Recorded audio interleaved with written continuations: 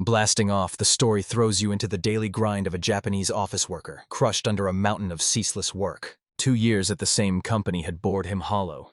He'd poured so much time into his boss that the calendar was about to flip. He staggered home late at night, every step drained by exhaustion and a throbbing headache hammering at his temples. A tremor in his fingers betrayed his exhaustion.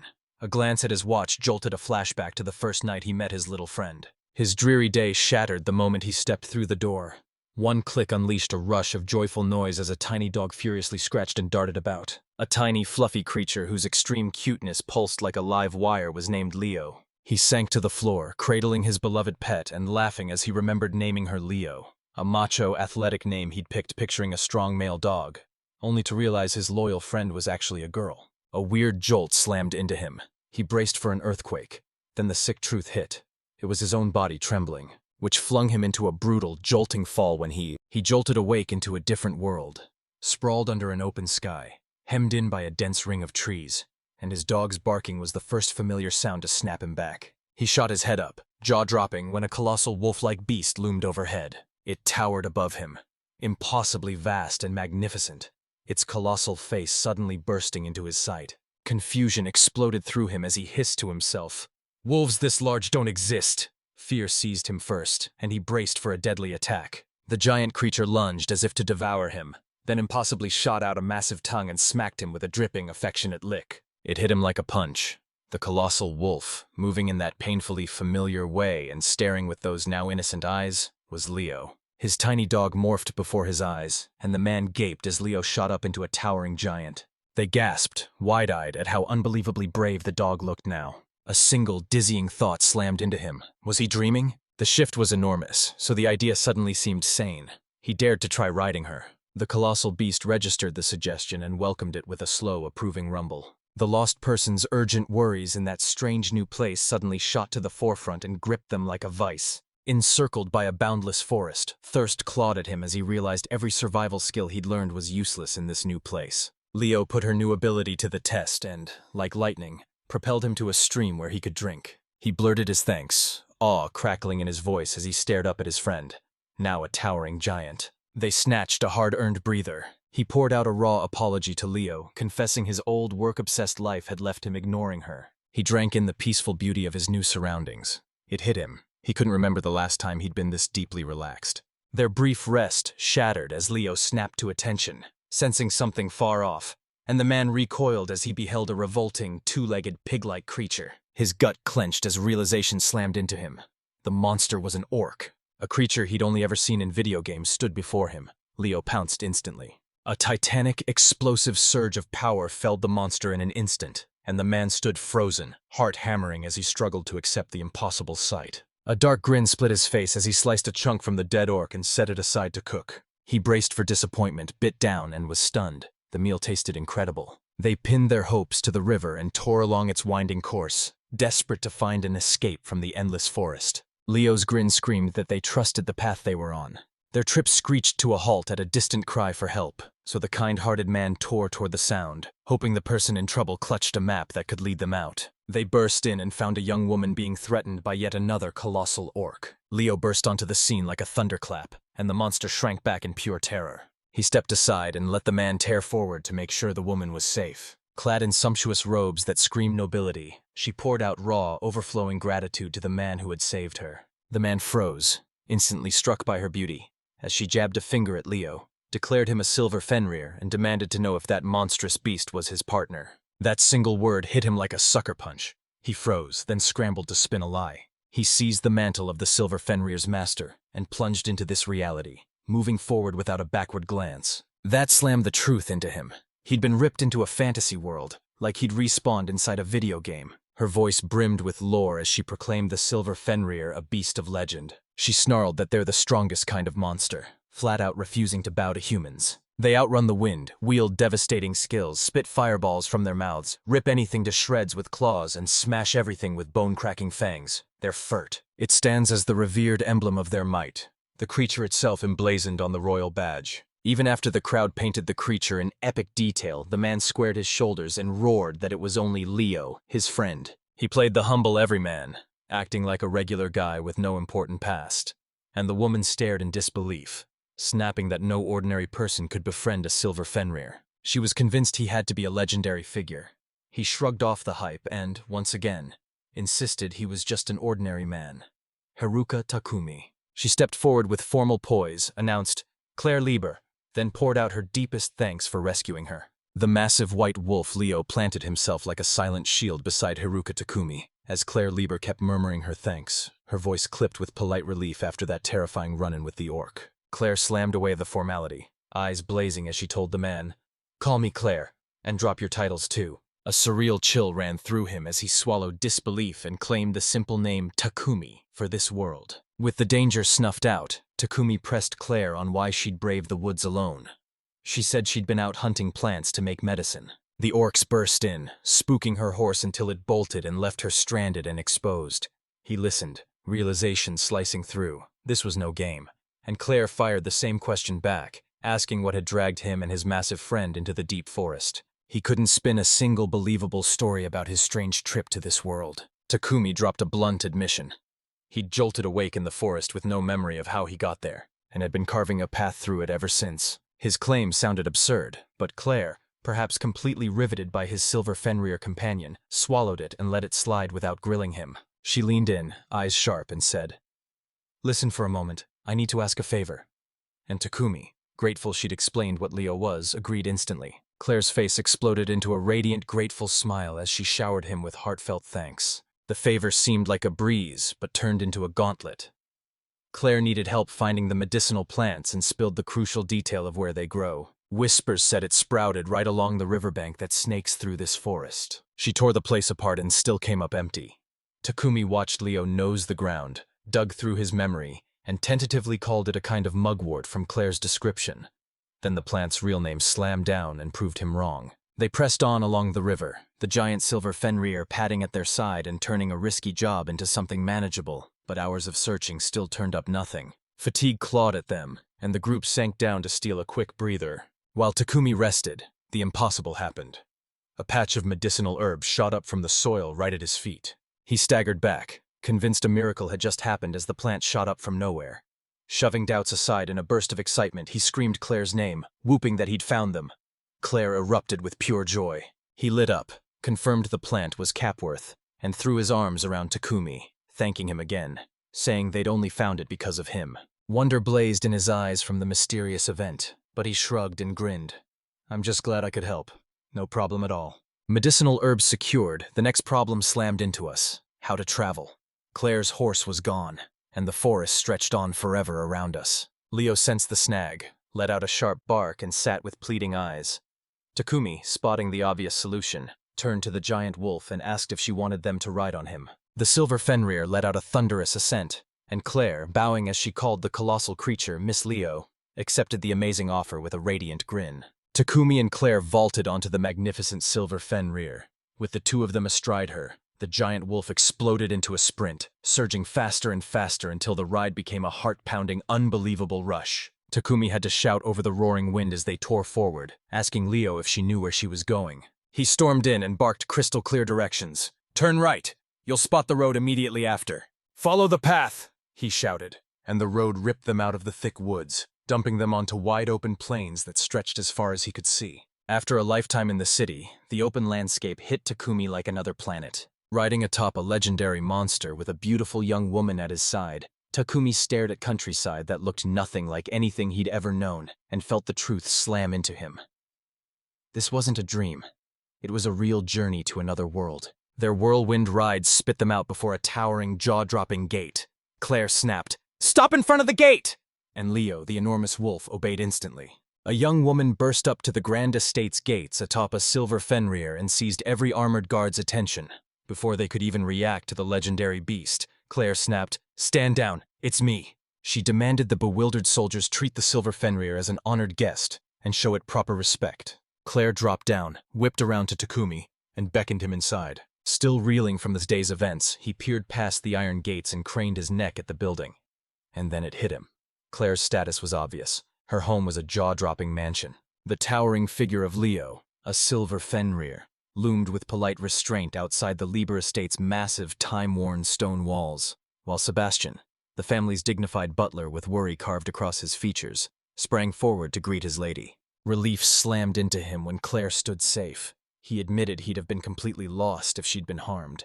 Clare, voice trembling, apologized for the worry she'd caused and immediately demanded to know about her sister Talura. Sebastian's news hit like a blow. Talura lay confined to her bed, a dangerously high fever tearing through her. Clare snatched the medicinal herbs and thrust them forward, voice fierce as she insisted they were crucial to her sister's survival.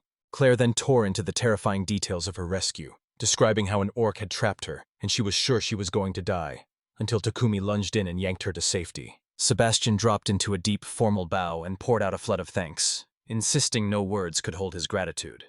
While Takumi, true to form, waved it off, shrugged it as nothing, and said Sebastian should be the one thanking Leo. Realizing the legendary beast was Takumi's partner, Sebastian's composure snapped and shock flashed across his face. The bastion that proved the creature a silver Fenrir thundered with its colossal power. After watching Leo's claws slice clean through the orc, he leaned forward and ripped into an urgent explanation of why that creature mattered. They revered the silver Fenrir as unbeatable, its likeness emblazoned on the kingdom's crest, so the notion that anyone could tame it and bond with it as a partner felt to him utterly impossible. Determined to protect the bond he treasured, Takumi gently cut the butler off, admitting calling Leo taming his familiar was a stretch and declaring she'd always be his partner. He confessed he'd taken her in years ago. That bombshell only deepened the mystery. Clare barged into the conversation, confusion blazing. How could anyone dare adopt a young silver Fenrir when its fierce parents would be prowling right nearby? Takumi snapped back to his rehearsed half-true tale, painting Leo as a simple Maltese pup curled in a cardboard box by the roadside, abandoned, and Clare stared, wonder and doubt warring on her face, silently asking who in the world he was and why he'd go this far. Luckily for Takumi, Clare snapped her questioning to a halt, declaring Talura's immediate health was all that mattered and the questions could wait. She snapped at Sebastian to fling the doors open for the guest who'd saved her life and brought the vital capwort. Sebastian swept the man into the royal home, the jaw-dropping Libra mansion. Servants surged forward to deliver a crisp, formal welcome on behalf of every staff member. Takumi had only ever known the humble comfort of an apartment. Clare froze, jaw agape as the towering entrance and sweeping, majestic hallway swallowed her whole, while a line of servants and maids stepped forward to greet her. They fell to their knees, voices cracking as they poured heartfelt thanks into Takumi and Leo for snatching their lady from the jaws of disaster. Two maids, Layla and Gelda, flung their names into the room and were quickly. He was charged with watching over Takumi and Leo, their safety and care falling squarely on his shoulders. Takumi realized the selfless reason behind Clare's quest. She'd plunged into the deadly forest for her sick sister, and he was left breathless by her kindness. He blurted his single fear. What about Layla? And simply saying it steadied him instantly. He roared that hosting Leo would be a breeze. There was more than enough room for his mighty friend. The man and his gigantic dog friend were swept into a lavish sitting room, elegant furniture lining the space as opulence practically oozed from every corner. Takumi's ingrained Japanese urge not to cause trouble returned with a slam.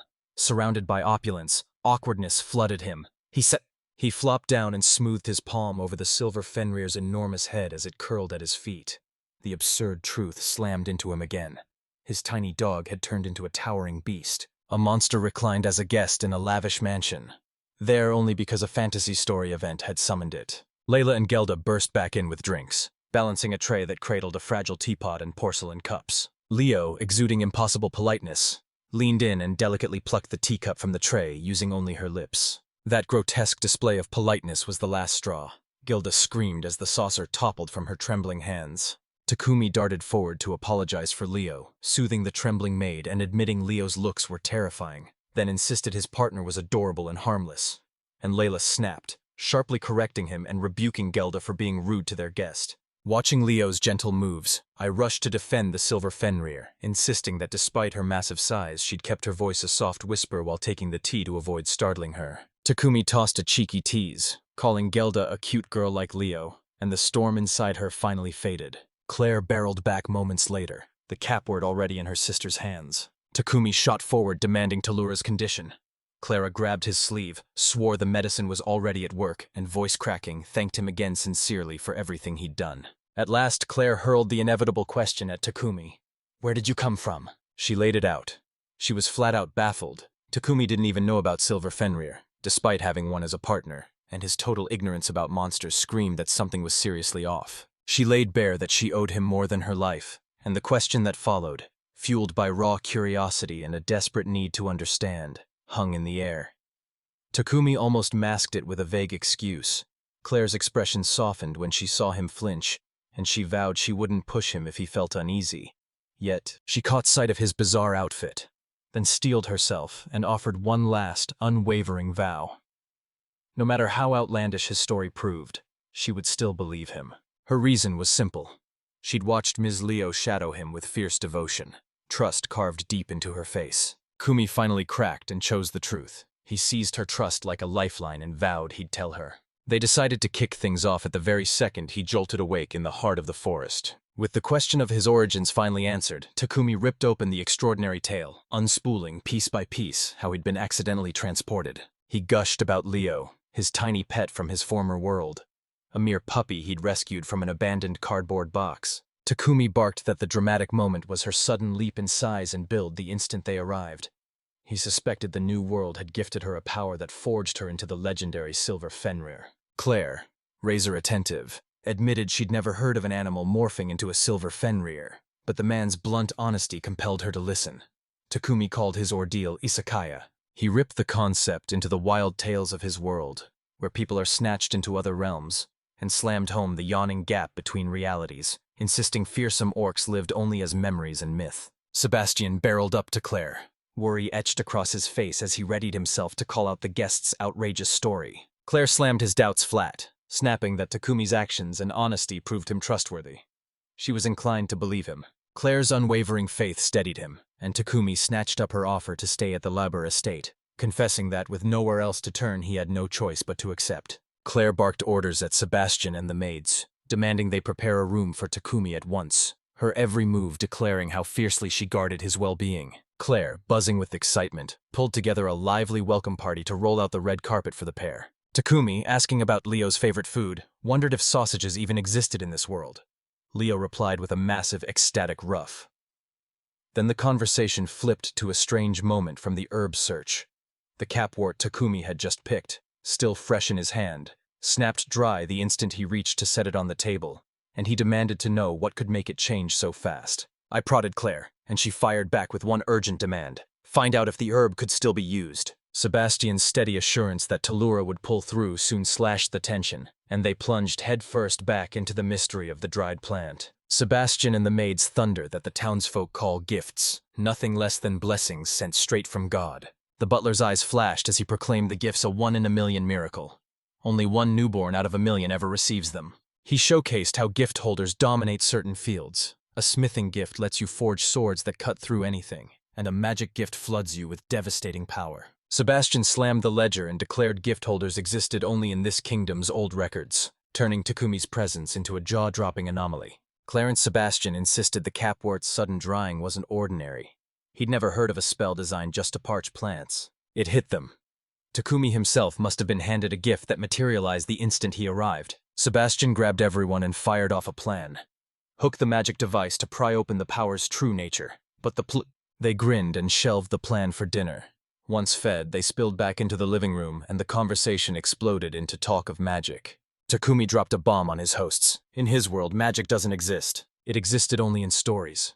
Sebastian, eyes blazing to explain this pillar of his world, strode forward and told. He taught Takumi with brutal clarity. Magic is bending the mana coursing through your body, the lifeblood every living being carries and can't survive without. Magic bends to an incantation. The words you utter forge the spell's effect and unleash its power. He thundered. The 4 basic types of elemental magic: fire, water, wind, and earth. Sebastian then conjured a simple fire elemental spell, and Takumi's jaw dropped in stunned awe. Takumi snarled that the long chants the most powerful spells demand make them impossible to cast during a direct monster attack. Sebastian ripped the veil away and exposed advanced techniques, including the eerie, voiceless chants. A sudden knock sliced their academic discussion in half, and Claire's younger sister stormed into the room. Tellura, brought back from the brink by the dried capwort, rushed in to thank the guest who'd saved her sister and secured her medicine. The serious discussion about magic screeched to a halt when Claire's younger sister Tellura burst through the door, bounding in and declaring with bright enthusiasm she'd never felt better, leaving Claire stunned and asking if the medicine had healed her that quickly.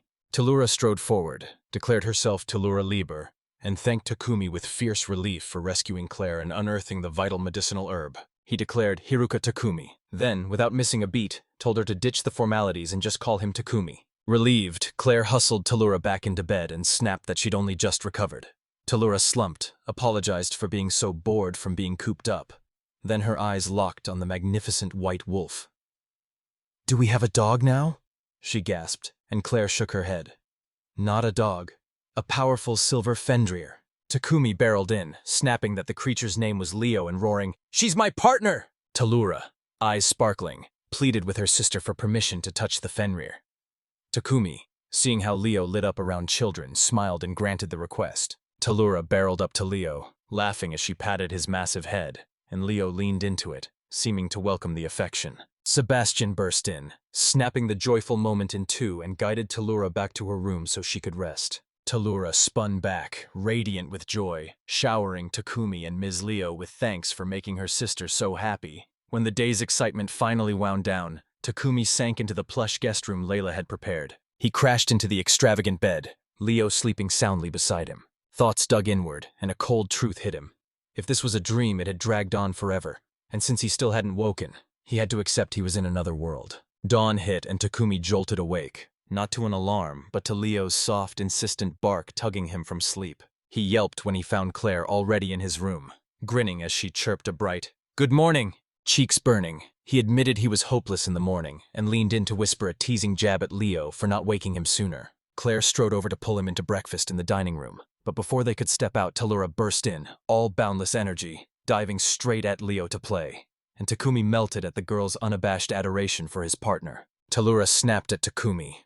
"Drop the formalities. You're an incredible person and the master of the legendary Fenrir, so I'm the one who should be bowing to you." Praise scorched Takumi crimson.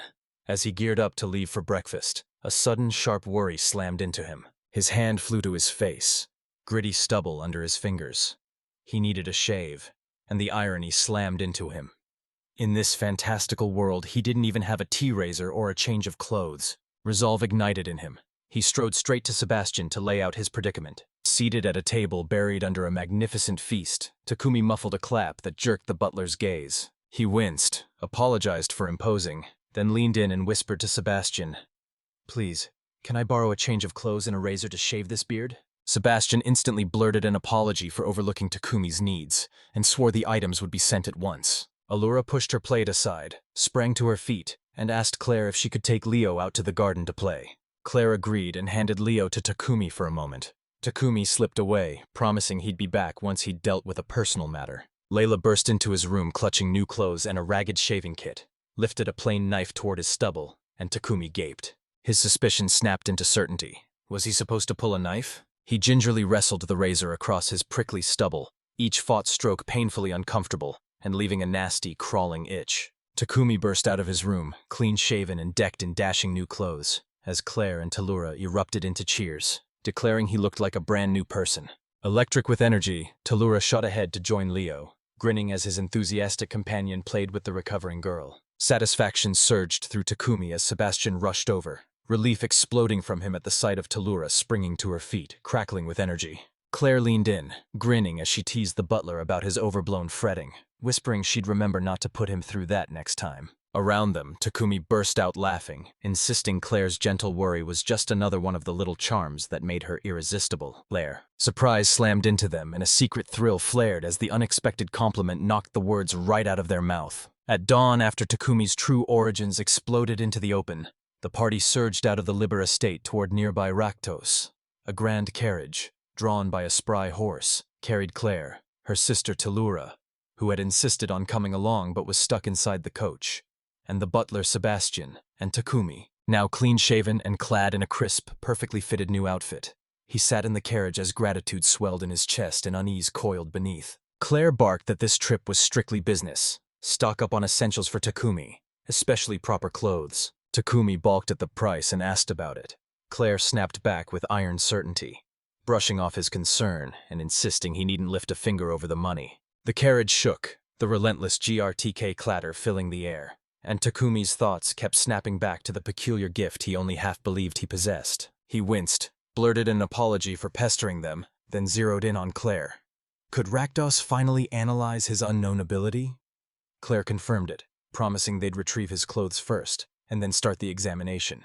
And Takumi couldn't shake the question of what kind of gift this really was. Claire reveals some are born blazing with power, while others, especially from families who've never produced a gift holder, only ignite their ability later in life. We held one fierce truth: talent means nothing until someone chooses how to wield their gift. Right before the main gate, the coachman pulled the carriage to a halt, parked it, and urged Takumi to wait patiently. Takumi burst into Ratos and was slammed by a thunder of noise and a river of people, shouting that the town was insanely busy and jam-packed. Claire slammed her hand on the map and declared the settlement of Ratos the only safe way through the surrounding deadly lands. She snapped that the forest where Takumi awoke sprawled across the south and west. The mountains towered to the north, and both teemed with monsters. First, we charged into the town's biggest market, a roaring maze of stalls and shouting vendors. This was the market stall the Liberts returned to time and again, loading baskets with the ingredients and provisions that kept their family fed. A sizzling aroma snagged Leo's attention, and the great silver Fenrir quivered with glee at the sausage stand, lunging so hard she nearly yanked Takumi off his feet. Claire shot a knowing grin, and warned that Leo loved sausages so ferociously, she'd have to brace for him to launch into a mad sprint the moment one appeared. Sebastian swept in to escort them, zeroed in on Mr. Takumi's attire as the first order of business, and insisted they head straight to the tailor. Inside the tailor's shop, Claire snapped an order for bespoke clothes for Takumi. Takumi winced at the price, every coin a leaden weight in his gut. Cheeks burning, he snapped that he was perfectly content with ready-made clothes. Claire gaped, shock cracking her voice as she blurted, "Ready-made clothes? Do those actually exist?" She blurted she'd spent her whole life wearing nothing but tailor-made clothes.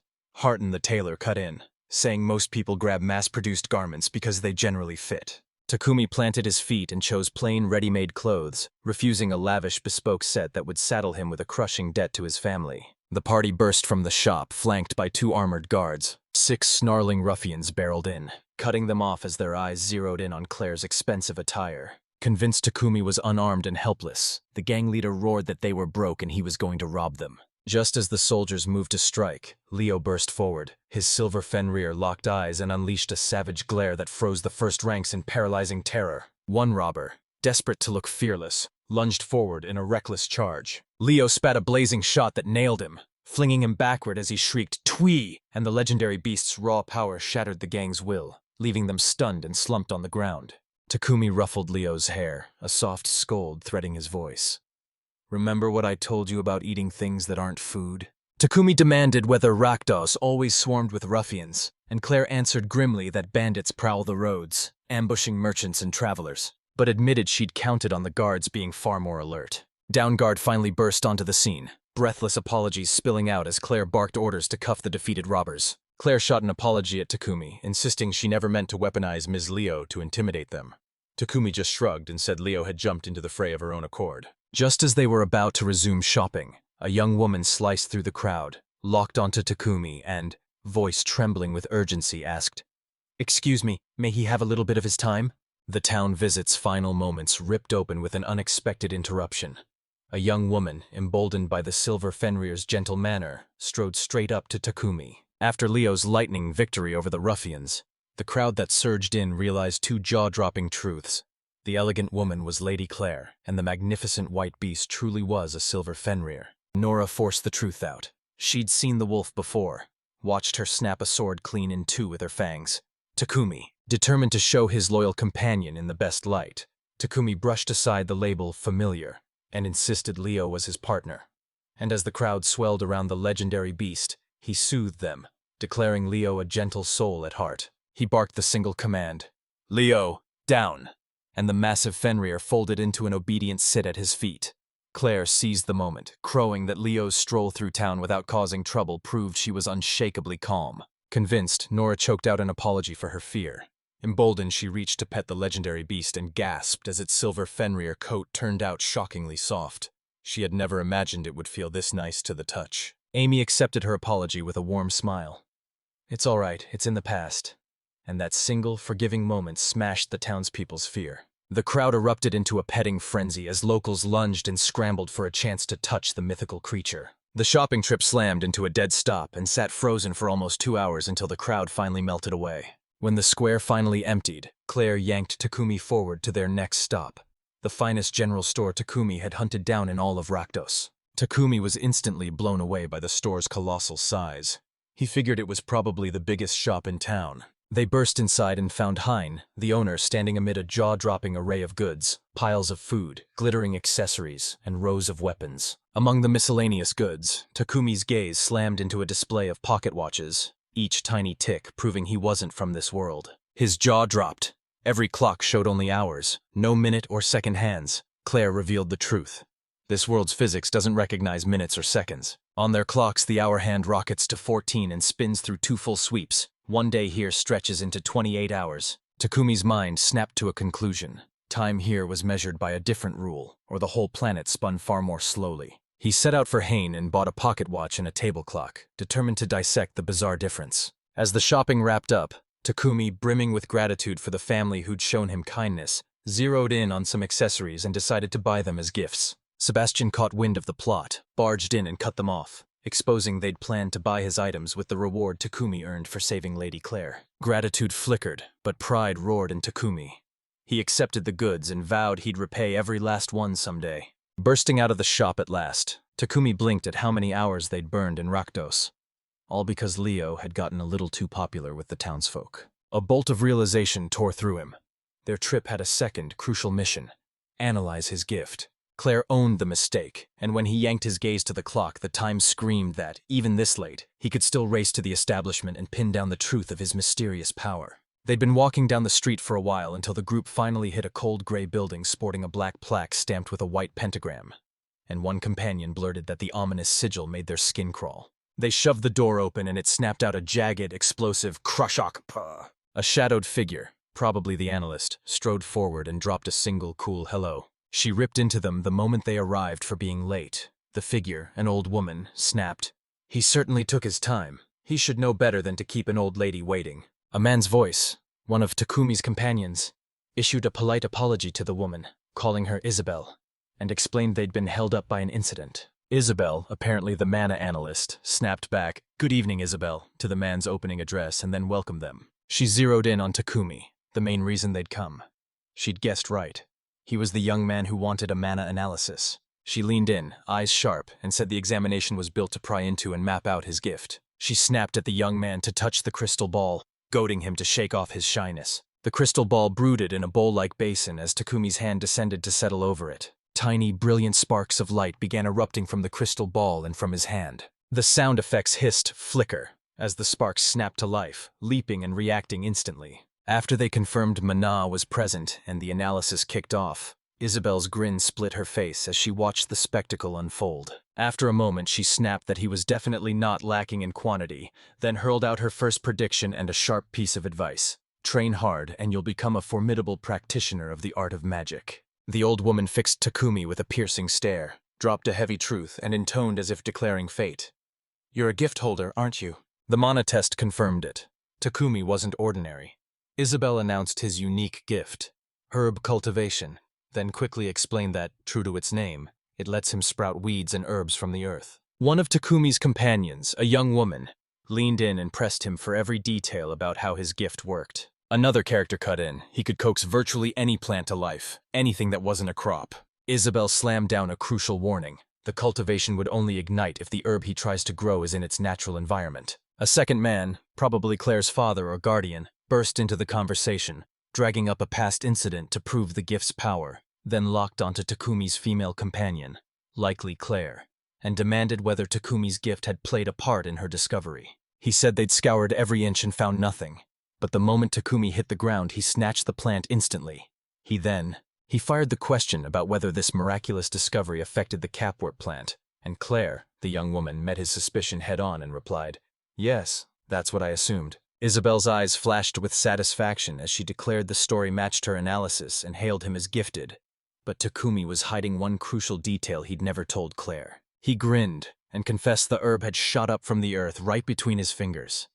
It snapped into being the instant he pictured what a capwort looked like. The chat snapped alive when Clare burst out, "Takumi, did you dry the capwort?"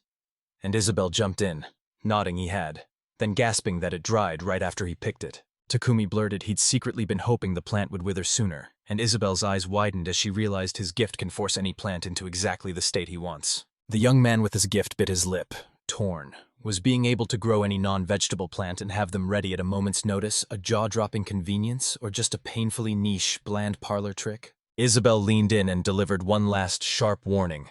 This power carries heavy responsibility. How you wield it and whether it ever reaches its peak is on you, so think hard before you unleash it. That reminder hit like thunder. His gift was undeniable. With the analysis finished, Takumi and the group marched home, where a servant or guard greeted them and called out, "Milady, Mr. Takumi!" The servant's call erupted across the room. "Dinner is ready to be served!" The servant hustled Takumi and Ms. Leo toward their room, ordering them to stash their things and join everyone for dinner.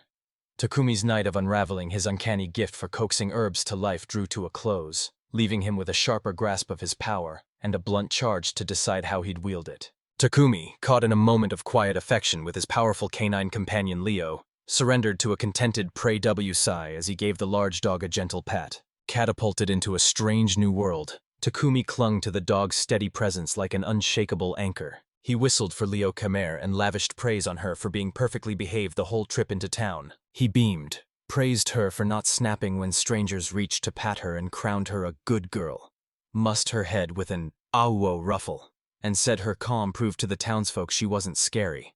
Takumi's admiration swelled as he replayed the recent fight, lauding her for stopping those bad guys from harming them and finishing with a heartfelt, "Great job," while Leo felt his confidence soar. He roared, with her at his side, that he'd take on whatever this new world dared throw at him. The tender moment shattered with a knock-knock at the door. Takumi jolted, yanked himself together and muttered, "Oh, right." As the door yawned open with a Kerchak and Isla, a maid half-glimpsed in the frame, announced, "Mr. Takumi Malady awaits him in the dining room." The scene snapped to the dining room after dinner. Takumi burst out, grinning and shouting he loved the meal, raving it was delicious as he scraped his plate clean, and the chef, beaming at the praise, responded. Nothing thrilled them more than hearing someone gush over their cooking.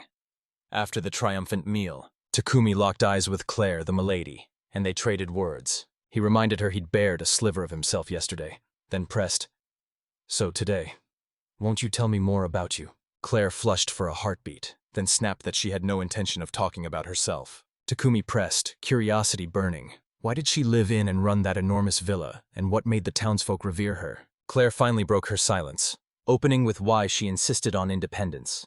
She and her sister had moved out to put distance between them and their father. Takumi scoffed, calling it a bit extreme.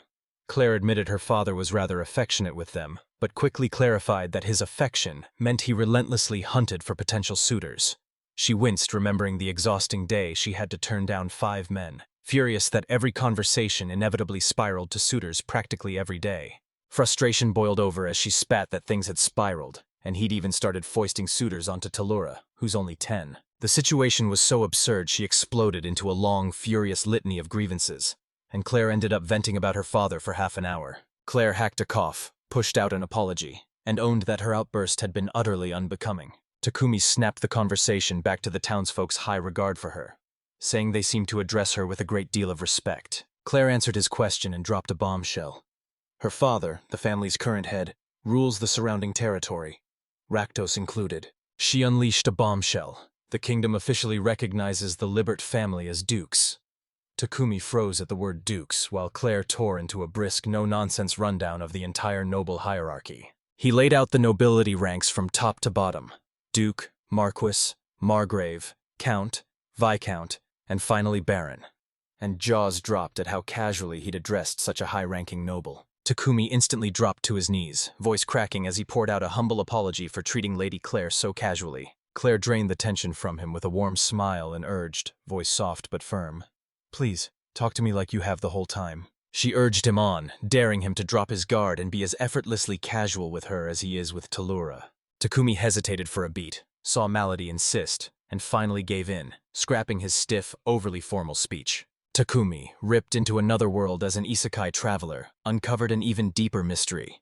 His dog Leo was eerily bound to the local silver Fenrir lore. Claire slammed a reminder at him about their earlier talk, the royal crest stamped with a gleaming silver Fenrir. She then unfurled their family crest, explaining the Liberts had one too, a silver Fenrir snarling and bearing razor fangs. Their aggressive stance screamed they could crush anyone who dared stand in their way. She leaned in and explained how, long ago, a silver Fenrir befriended the Liberts, fought alongside them through countless wars, and the kingdom rewarded those victories by elevating the Libert family to nobility. That history forged an oath. The Libert family has revered the silver Fenrirs for generations. Clare shot back that the history made it obvious only a handful could be unaware of the silver Fenrirs roaming these lands. A bolt of clarity slammed into Takumi. That historical account finally explained why his dog, Leo, was one of those majestic creatures, and it hit him just as the conversation reached its peak. Clare's guardian, the very man who'd first apologized for Takumi's tardiness at the Mana Analysts, beckoned him over, snapped, "Mr. Takumi, a moment if you please." And then, a voice hissed a cryptic question. Had Takumi already prepared what he'd intended? Takumi's eyes snapped wide as the truth about that thing crashed into him. Takumi burst back to Clare and her younger companion, Talura, two small, wrapped presents clutched in his hands. His cheeks flamed as he stammered. They'd been a massive help and he had to show his thanks, absolutely convinced the items would look perfect on them. At last he blurted, "Please, accept them!" Clare accepted her gift. Takumi handed Laura hers, and he told Clare he'd try to be more casual with her but couldn't promise. He'd gotten used to his ways, and hoped she liked the present. Clare ripped open her gift, gasped, "Oh my, it's so pretty," as a lovely hairpin glittered in her hand. Takumi's grin exploded when she reacted. He told her he was so glad she liked it. Clare, the hairpin tucked in her hair, instantly asked, "How do I look?" He smiled like sunlight and said that the lovely hairpin made her even more beautiful. Clare blushed and blurted, "I look awful," a flustered misunderstanding that only made her cuter, and Takumi watched her glow, already aching for the day she'd feel completely at ease with him. The man who'd spoken with Takumi watched the exchange with a wistful smile, sighed, to be young again. Knowing the young man's new life, surrounded by nobility, steeped in history, and flanked by a magnificent secret silver Fenrir, would be a grand adventure. Takumi, he dove headfirst into his new world's plants, devoured a dense book on medicinal plants, then jabbed at an illustration and snapped, "All right, I'm trying this." He closed the distance to Clare, and voice calm and courteous, asked if he could use the garden. Clare figured he just wanted to play with Miss Leo, but Takumi snapped back. He wasn't there to play. He was there to test his gift. He swore he'd uncover which plant species his herb cultivation could coax into life, determined to cultivate herbs that would be truly useful. Clare didn't hesitate. She handed him access and declared the space his to use. Takumi launched his experiment, zeroing in on the plant he'd studied, following the book's description of a low-growing specimen with thick, jagged leaves and a jelly-like interior brimming with healing properties. Takumi froze, jolted by recognition. This plant looked shockingly like the aloe vera from his homeworld. Realizing the foreign characters flowed off the page, he dropped to his knees in the dirt, drew a lung-filling breath, steeled himself, and cried, "Here I go!" He hovered his hand over the soil and conjured herbs to burst up from the earth. Thick, serrated leaves tore out of the earth, shrieking "Shwoof! Shwoop! Shwoo!" as they crashed around Clare, her companion, and Talura. Everyone watched in stunned awe as Takumi coaxed a low plant to life. Talura burst into ecstatic tears, shouting, "That was amazing, Takumi!" While Leo, Clare's companion, whooped, "Oh, whoo!" Confront Takumi, did he even realize what he'd chosen to grow? Takumi's gaze slammed onto Lo's entry in the book, confirmation crashing through him as he realized it mirrored a plant from his home world. The gentleman then unleashed the Lo's true devastating power. A Lo's jelly slams into wounds and seals them shut, healing injuries in an instant. It could knit a bone-deep gash shut and erase every scar, but it couldn't touch a mortal wound. He dropped the bomb. Nobody knew Lo's native regions, and unlike its Earth counterpart, it never grows in clusters. Proof it's painfully rare and insanely valuable in this world. They slammed down a business proposal as word of Lo's extraordinary healing power exploded into talk of huge profit, and Clare's guardian said the Libert family would leap at any medicinal plant since they didn't keep them in stock. Takumi felt the staggering worth of his gift slam into him, and wondered how much a single Lo could fetch. Clare's guardian leaned in and told him you could likely buy a house after selling it, and that bombshell spurred Clare into action. They asked if he'd open a store specializing in medicinal herbs.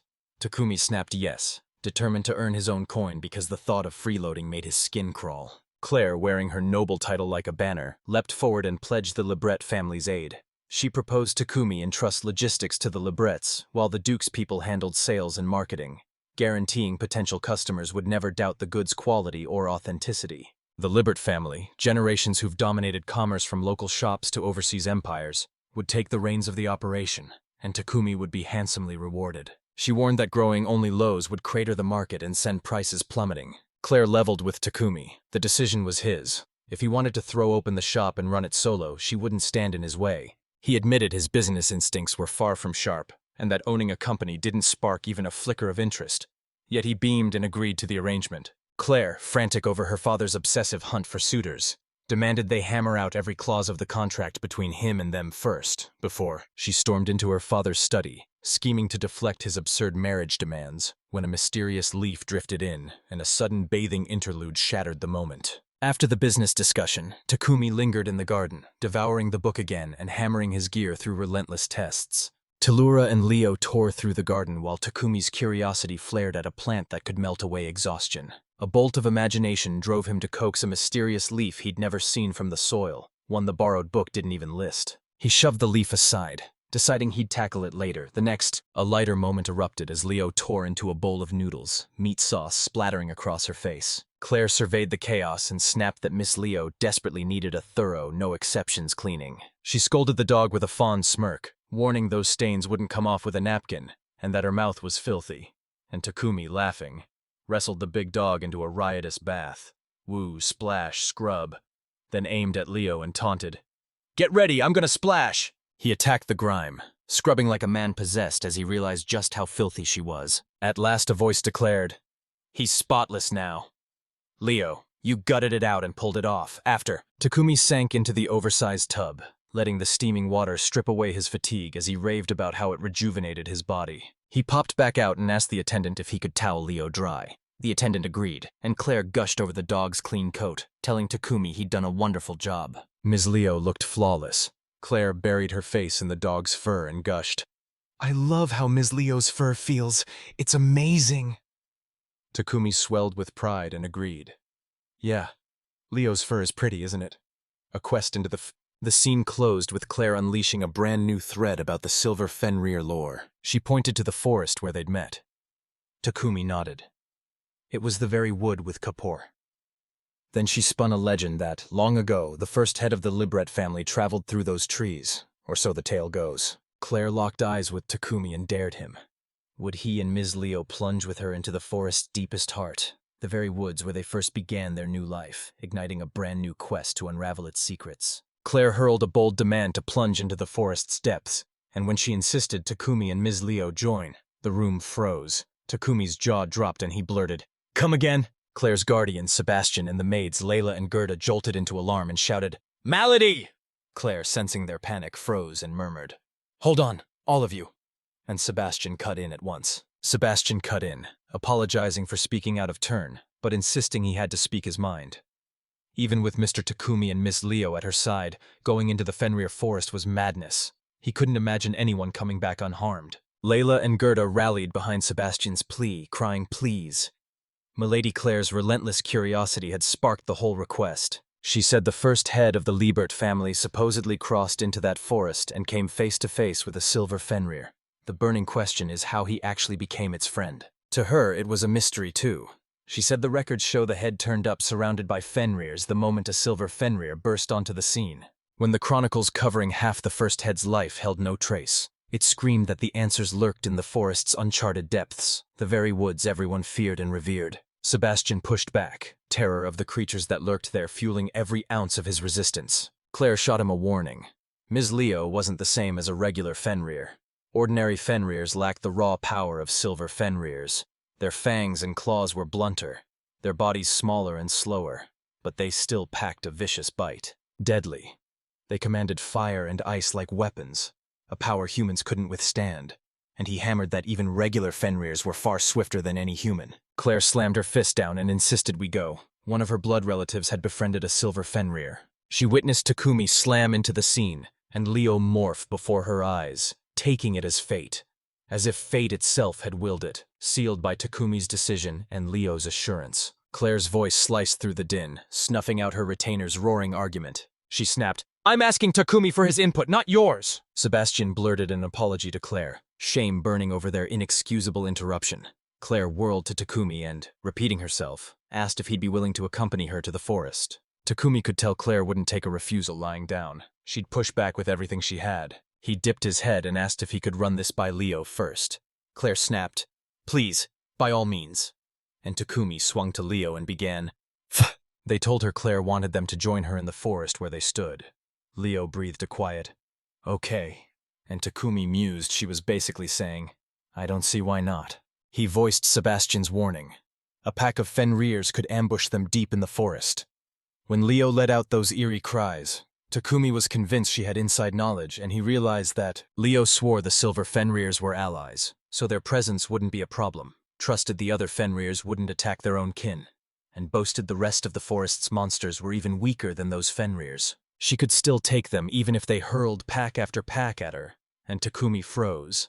Shocked he could understand her, and stunned that Leo knew so much about Fenrir and Silver Fenrir, so he shoved those questions aside and moved on. Convinced Leo wouldn't object, he barreled back to Clare and shouted, "Clare! They've made up their minds. They'll gladly go with you to the forest." Clare practically burst with delight, while Sebastian stayed on guard and shot back. "Takumi, are you sure about this?" Takumi said he'd talked it out with Leo, and when they pressed him on how he could understand her, he smirked that they'd lived together long enough he could almost tell what she meant. He proved it by asking Leo to nod, and she did. Sebastian finally gave up the fight. He'd learned Fenrirs instinctively bow to Silver Fenrirs. He vowed to kick off preparations tomorrow, ensuring Clare, Takumi, and Ms. Leo would depart the day after. A strange leaf crackled with unforeseen power, and after a long, heated discussion, Clare finally conceded. They'd have to call it a day. She slid closer and whispered to Takumi that she'd confide her thoughts to him and Ms. Leo in the forest later. She wouldn't let Sebastian or the rest of the staff hear. The forest and the memory of being trapped there clawed at Takumi's mind. Orcs prowled nearby, suspicion crawling along his spine, and he spotted Leo sniffing a leaf he'd set aside, a leaf he'd somehow grown through herb cultivation. The leaf slammed into him as a mystery. No book he could reach described it. He'd only imagined an herb for healing. Before Takumi could stop her, Leo lunged, swallowed the leaf with a loud nom, and a fierce surge of energy shot through him. A halo of light erupted around them, ringing with tinkling chimes and sparkling twinkles. Takumi leaned in and asked how she felt. Leo barked happily, as if announcing he shared her tiredness. "It just vanished, and she's never felt better. She swears it made her stronger too." Takumi's eyes went wide. He'd just realized he'd grown something insane, and he vowed to unleash relentless trial and error in the garden. Leo, a live wire of excitement, kept bouncing around the room, but Takumi snapped that their trip was in 2 days and it was bedtime. He indulged her with a few final minutes of play, then slammed the fun shut and declared it bedtime. The party poised to bolt from the villa, Clare's guardian Sebastian planted at their side. Much snapped. "She couldn't believe him, Sebastian." Sebastian, planted by the carriage and conferring with the maids, insisted Takumi and Miss Leo were reliable, but there is safety in numbers. He declared the guards would join the expedition. Takumi stepped forward to soothe the rising tension, and vowed to Clare, with unwavering certainty, that he had her best interests at heart. After the final goodbyes, the group scrambled into the carriage as several horses snorted and hauled it roaring down the road. Torn from a world without magic, Takumi didn't flinch at the carriage's sway. He was fixated on the unnerving question of what exactly was carrying them. He whirled to Layla, one of the maids, and shot the question about how long the trek to the forest would take.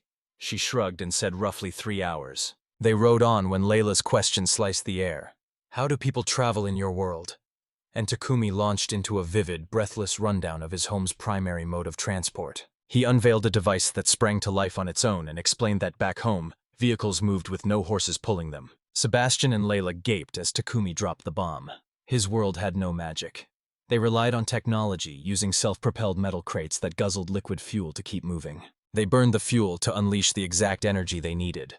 Layla panicked that a metal crate would be too heavy to move, but Takumi grinned, insisted they worked perfectly, and broke down the science that made it possible. Stripped of magic, they channeled desperate genius into forging daring technological breakthroughs. Clare's eyes widened and she cried, "What marvelous craftsmanship!"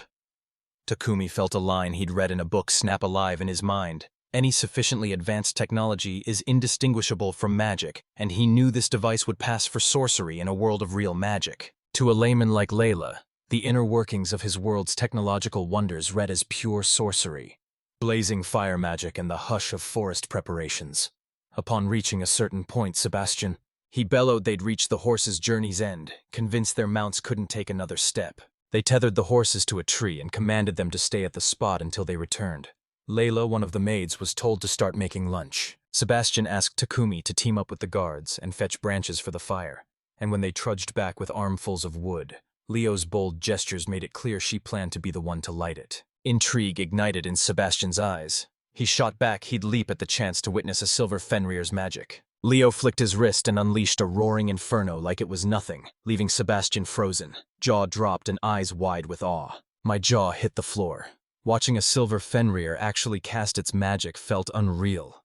Clare, who'd seen those magical feat, gasped as she finally realized that's exactly how silver Fenrir channels its power. Leo's spark roared to life.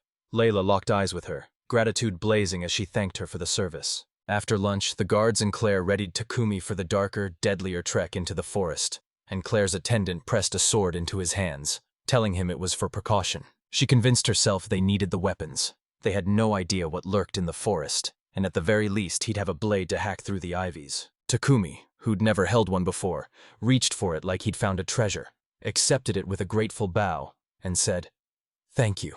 They surged forward on foot, Leo bounding ahead as her uncanny nose locked onto the trail and steered them. Clare ordered everyone to push on until they found the river, their checkpoint before plunging deeper. They pushed onward, and Takumi's ears snapped to the rush of running water.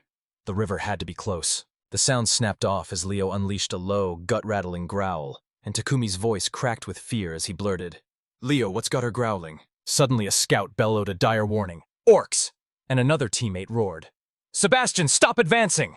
Two armored guards yanked their swords free, voices like thunder. "Not a single finger will dare touch Milady." Danger snapped into focus. Takumi snatched his brand new sword, resolve sparking as he readied himself to brandish it too. Then the orcs stormed in. 3 pig-like monsters exploding into the clearing with thunderous war cries and savage growls. The orcs roared, menacing and loud. Piercing howls sliced the air while guttural growls rumbled from their chests, each sound brutally distinct. The clash ended in a heartbeat as Leo surged forward, bulldozing the orcs aside with earth-shattering force. A thunderous collision split the air. In the blink of an eye, the threat was neutralized. The whole party, guards and Takumi alike, stood mute, their voices snatched away by the silver Fenrir's crushing power. Kumi finally shattered the silence and hurled Leo's name into the air. He ruffled the triumphant silver Fenrir's fur and praised, "Well done, Leo." The Fenrir replied with a contented AWO. And that brief, terrifying clash showed everyone just how effortlessly immense Leo's power was, clearing the way deeper into the Fenrir forest's darker, deadlier reaches. The next scene erupted the instant Ms. Leo obliterated the orcs. The silver Fenrir erupted in a blinding, savage display that pinned the entire party, the Duke's guards, the maids, even Clare. In stunned silence, they reel from that raw, crushing power. One man swallows his pride, admitting he was stupid to dismiss orcs because silver Fenrir are far stronger than he'd ever imagined. The armed ranks gape. The guards stand frozen in disbelief. And Clare, just as stunned, snaps that even battle-hardened veterans still treat orcs as a deadly threat. They stood over the defeated orcs when a new problem hit: how to haul the heavy carcasses. Takumi's grin flashed. He'd finally get to test the strange herb he'd cultivated by pure coincidence just before their trip. He snatched the mysterious herb, deceptively ordinary like a common leaf, thrust it at the guards, and promised a bite would let them haul the orc limbs with ease. But the limbs were brutally heavy and the guards recoiled from eating anything, especially something that ghastly in color. Hesitation written all over him. A guard finally dared a sip. His eyes went wide as a sweet, soda-like fizz flooded his mouth. The group gaped after devouring the leaf as the orc's body turned feather-light. And then another guard suddenly felt his limbs go weightless too. The effect hit instantly. Clare's companion, jaw slack with disbelief, blurted to Takumi, "What did you feed them?" While Takumi stood just as stunned at how insanely potent it was. He had to admit the herb was a fluke, the accidental fruit of relentless trial and error in his herb cultivation. Clare, every step a struggle, reminded Takumi they were practically at their first goal and pushed him. Just a bit more. Takumi reassured her with a grin, promising the river waiting for them. The party pressed on, buoyed by the mysterious herb's lightning touch. She staggered into the riverside checkpoint and exhaled a long, relieved sigh. Clare could finally take a break. Leo, brimming with her trademark boundless energy, shot off to scout the unfamiliar terrain. They eyed the clearing and declared it the perfect place to pitch camp. They zeroed in on a riverbank they could call camp for the day. The guards sprang into action, hammering stakes and pitching the essential tents. Tents pitched and dinner devoured. Yumi snapped the group into motion, and they set up a razor-tight, no-nonsense night watch. Every nerve screamed. Monsters could spring from the trees the instant you blinked. Takumi admitted he'd totally blanked on it. In his original world, there'd never been any need for a night watch. Sebastian seized control of the planning, carved the roster into 3-hour blocks, and threw down a starting rotation. Takumi shot up and volunteered for the first watch without hesitation. Sebastian scrambled to hold him back, insisting he didn't need to. Having never done this before, it would be far more prudent to sit it out. Takumi slammed his palm down and insisted on joining, gritting that he wasn't used to it, but vowing he'd jump in anyway. He was unstoppable with Leo at his side. Sebastian relented and agreed. The first watch was assigned to Mr. Takumi and Ms. Leo, and would kick off at 10 o'clock. Takumi. He crunched the numbers and realized this 3-hour shift matched 11 p.m. to 2 a.m. in his world. Later that evening, Takumi and Leo took their posts at the small camp, as the forest's massive canopy devoured the ambient glow and the stars detonated into a razor-clear sky above them. Takumi perched by the blaze Leo had conjured just moments earlier. A lingering sense gnawed at him. Worry ripped through him. He thought, if only there was something he could do to help Clare. About an hour into his shift, he shot a look at the clock and realized he had only 1 hour left. He spotted Clare stepping toward the fire.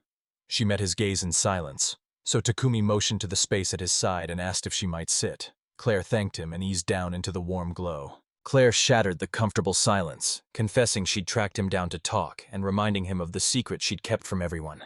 Something she refused to let Sebastian and the others hear. Clare dropped into the firelight beside Takumi during his night watch, having stormed in and declared she had something urgent to say. Clare's words poured out in a rush of gratitude as she thanked him for everything and for bringing her to the woods. Takumi shrugged it off, downplaying it and telling her not to worry. He'd been interested in coming here too. Clare pressed on, desperate to unburden herself, spilling a profuse apology. She was truly sorry, guilt choking her words while Takumi softened into forgiveness. Then she explained why she'd first asked him to join the expedition.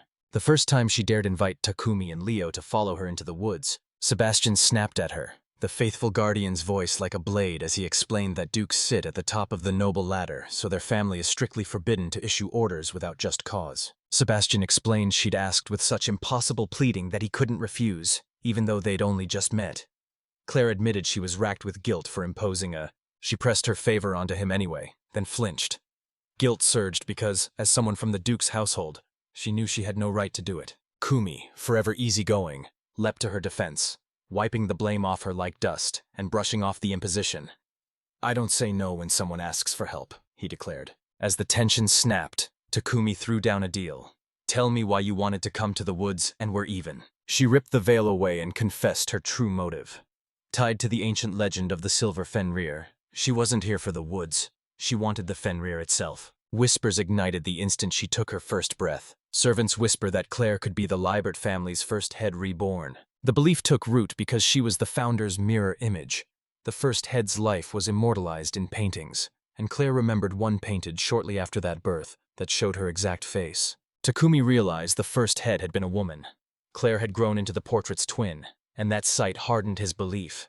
The first head was remembered as a fearless warrior who scattered enemy ranks on the battlefield, and the servants pinned all their hopes on Clare, the supposed reincarnation, to restore the Libret family's prosperity. Clare's father, the ruling duke, sneered at the claim and hammered into Clare that she mustn't believe it. He thundered she didn't have to wear the first head's mask. She could live by her own beliefs. Clare exploded with gratitude, her father's unconditional support freeing her to grow into who she truly was. Even with her father's guidance and her hunger to be herself, the family's ancient ally refused to let go. Clare confessed she was obsessed with the quest. Just the name Silver Fenrir made her heart race, and that inexplicable bond shoved her into the dangerous Fenrir forest and compelled her to chase her family's buried history with the living Silver Fenrir Leo. That late-night campfire, Clare told Takumi about her burning obsession with the Silver Fenrirs. The name alone sent a storm through her. She felt pulled to know why, and she believed the only way was to go into the woods where the first head came across a Silver Fenrir. It wasn't about treasure or duty. It was a personal quest for something internal. Takumi, drinking at the raw honesty of her confession, cut to the chase. "If we scour the woods and never find one, will you just give up?" Clare sealed her resolve with a single steady yes. turning the search into a trial of effort and a hunt for personal revelation, not a promise of any specific outcome. Warmth hit Takumi. He beamed, thrilled to finally know what she'd been thinking, and Claire's cheeks flamed as she blurted an apology for oversharing. She implored Takumi and Leo to bury her secret, and Takumi, moved by the raw, private ache behind her search, vowed he'd never tell a soul. As the conversation wound down, Sebastian stirred nearby, his sudden movement cleaving the silence. Duty hit him like a bell. Takumi urged everyone to turn in, but he paused to offer Clare a hand first. He thrust a handful of miraculous leaves he'd accidentally cultivated the day before into her hands, and pleaded with her to eat them before she slept. Curiosity flaring, Clare asked what they were. Takumi grinned and said eating one would guarantee a deep, refreshing night's sleep, and she instantly realized they'd been grown through herb cultivation. Clare thanked him with a fierce, grateful smile, and vowed she'd dive into his research later. At dawn, the party packed up to push deeper into the woods. Takumi, perfectly rested and crackling with energy, sprang to his feet and yelled, "All right, everyone, let's go!" Then launched into an explanation. Relief hit him like a wave.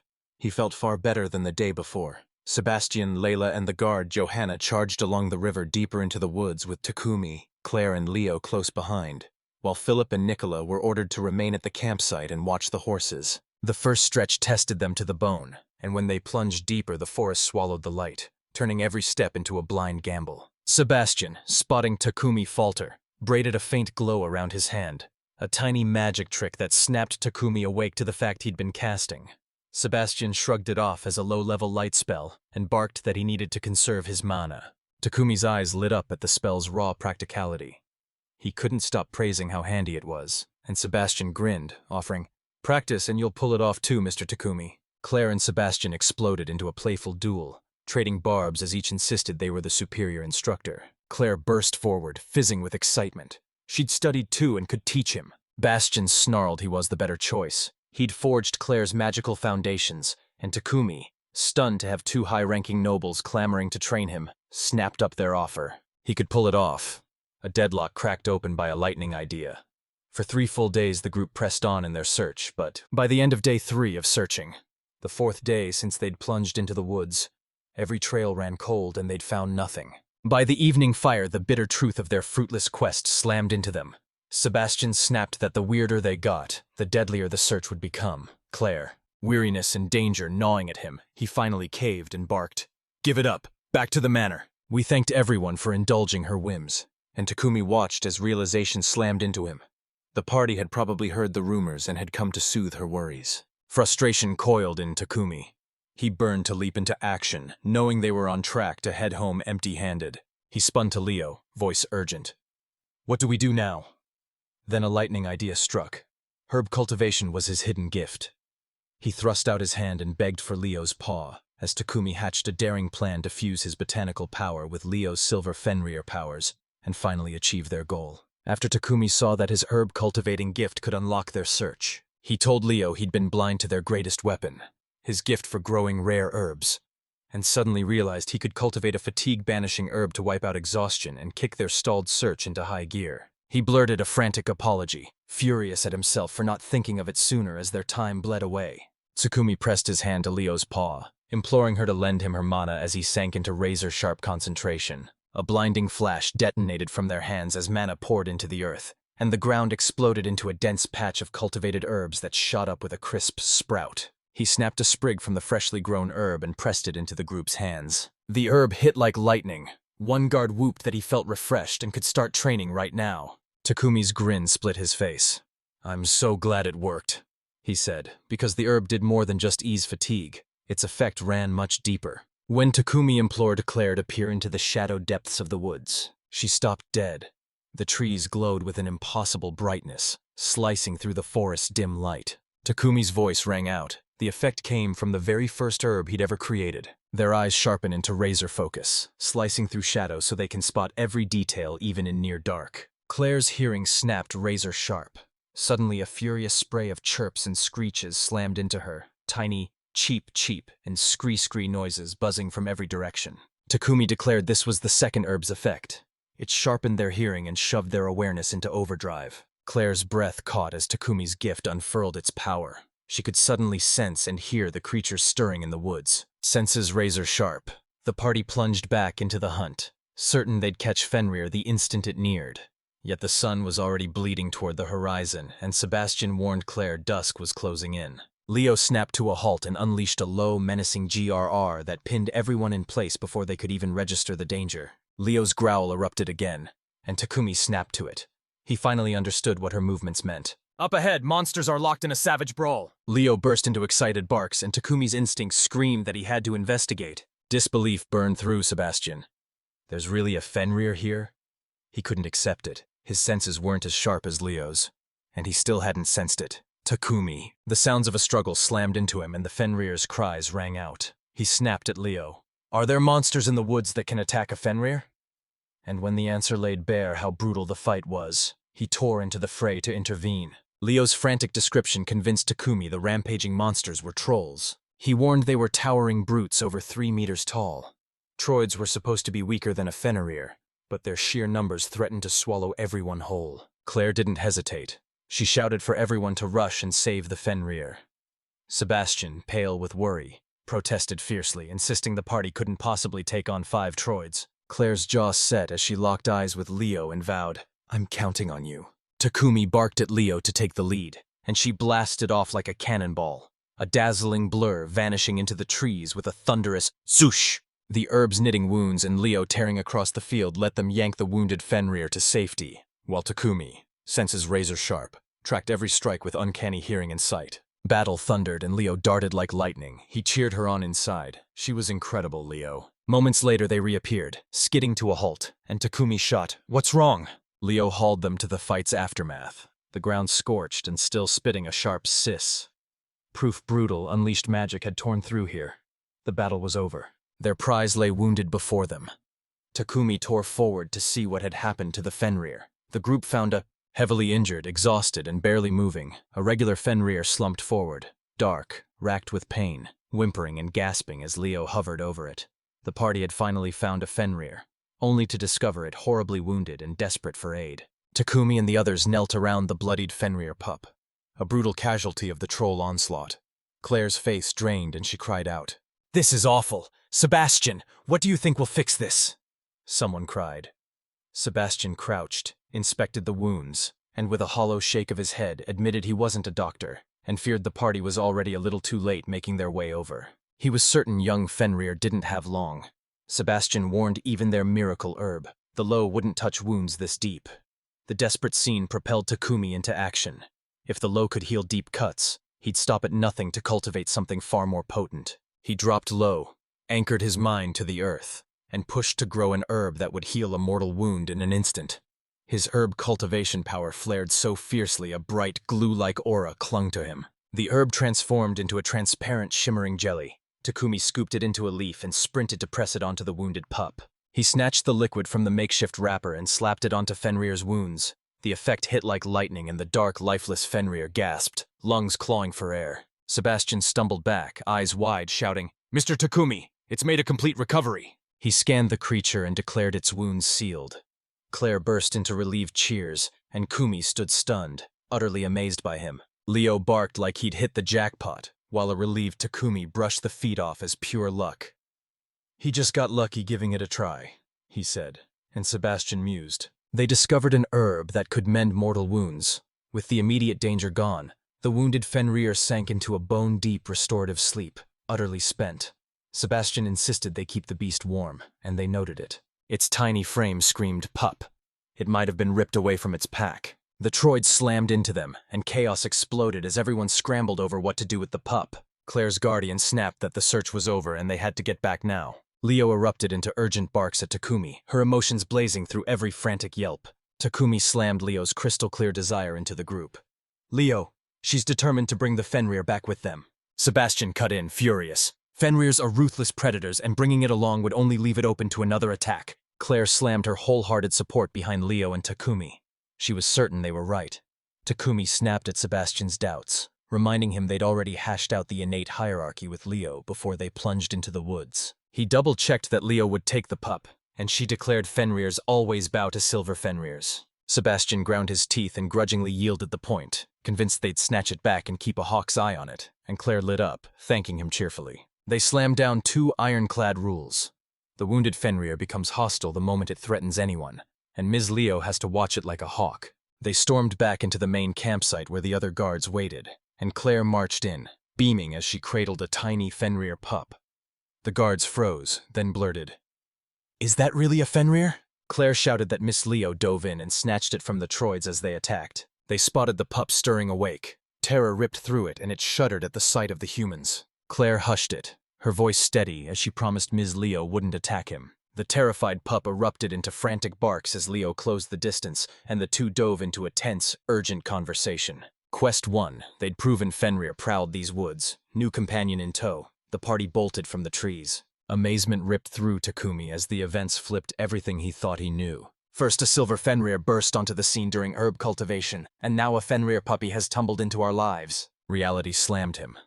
A peaceful life wasn't in the cards, so he flashed a grin and charged into the relentless chaos, convinced nothing was about to change. They burst out of the woods all at once. Philip's joy exploded as he blurted, "Is everyone all right?" He froze when he spotted another small Fenrir, confusion exploding in his eyes. Sebastian grinned and announced they'd brought home a Fenrir puppy, completely harmless, so he shouldn't worry. When it was time to sit in the carriage, Takumi's breath hitched.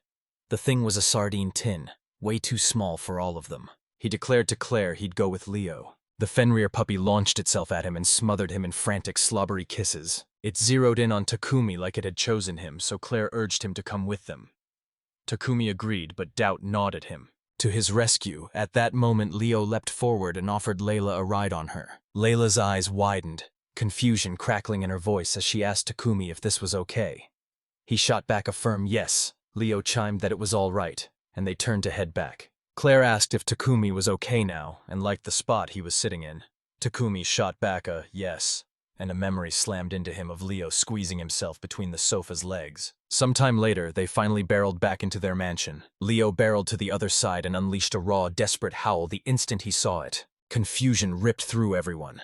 No one could make sense of what was happening. Even more bewildering, the Fenrir puppy suddenly joins the chorus with a desperate, piercing howl. Seconds later, both howls died in their throats. Everyone froze, eyes wide and buzzing with questions, desperate to know what was happening. Sebastian's chest tightened with nerves. Then relief crashed over him the moment he realized it was Leo's voice. Takumi decided to press the question, and discovered Leo had already claimed the spot. He told the Fenrir puppy this was his area, and welcomed him.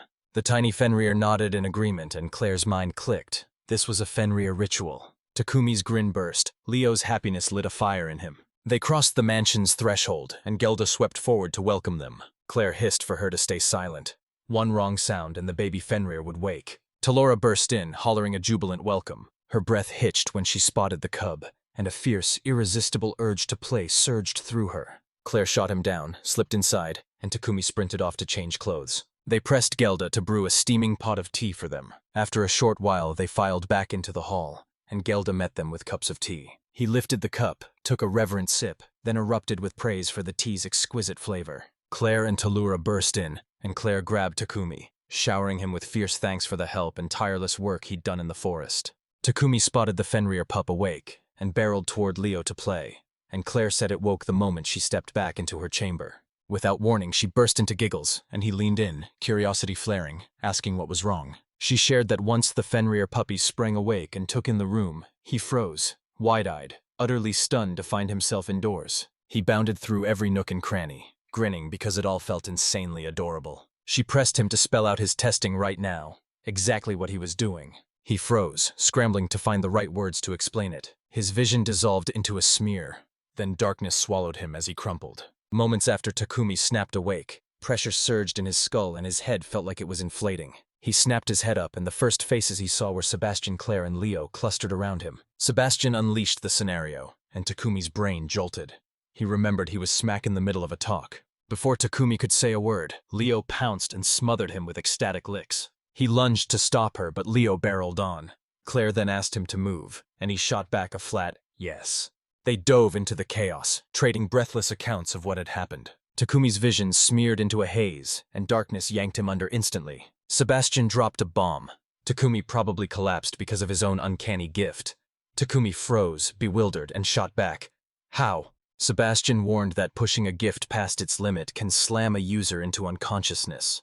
but people argue whether the collapse comes from the gift itself or the person using it. Confusion still gripped Takumi. Sebastian dropped the bomb that Takumi might be hiding extra powers, and Takumi crumpled, knocked out by the revelation. They dug in deep. The longer the gift stays active, the harder the toll hits the person. Until now, it was all guesswork. Maybe Takumi's explosive surge of energy just felled him. Sebastian revealed that the moment Takumi collapsed, the Fenrir puppy went dead weight and lay motionless. He theorized the herb hadn't fully cured the Fenrir pup, so the ailment flared back to life in the hall and knocked Takumi out. He begged Takumi to stop growing anything for a while, but Takumi shrugged, convinced he only had to avoid growths that would leave a lasting mark. Clare yelled at him to stop driving himself to ruin and pressed him again about his tests. He admitted that while tinkering with new growths, he'd tucked a fresh leaf in his room and ignored it. Leo found it, ate it, and surged with energy, feeling instantly better. Clare realized it was the same herb he'd handed them in the forest, and he finally understood he'd been chasing looks instead of effects. Sebastian fired.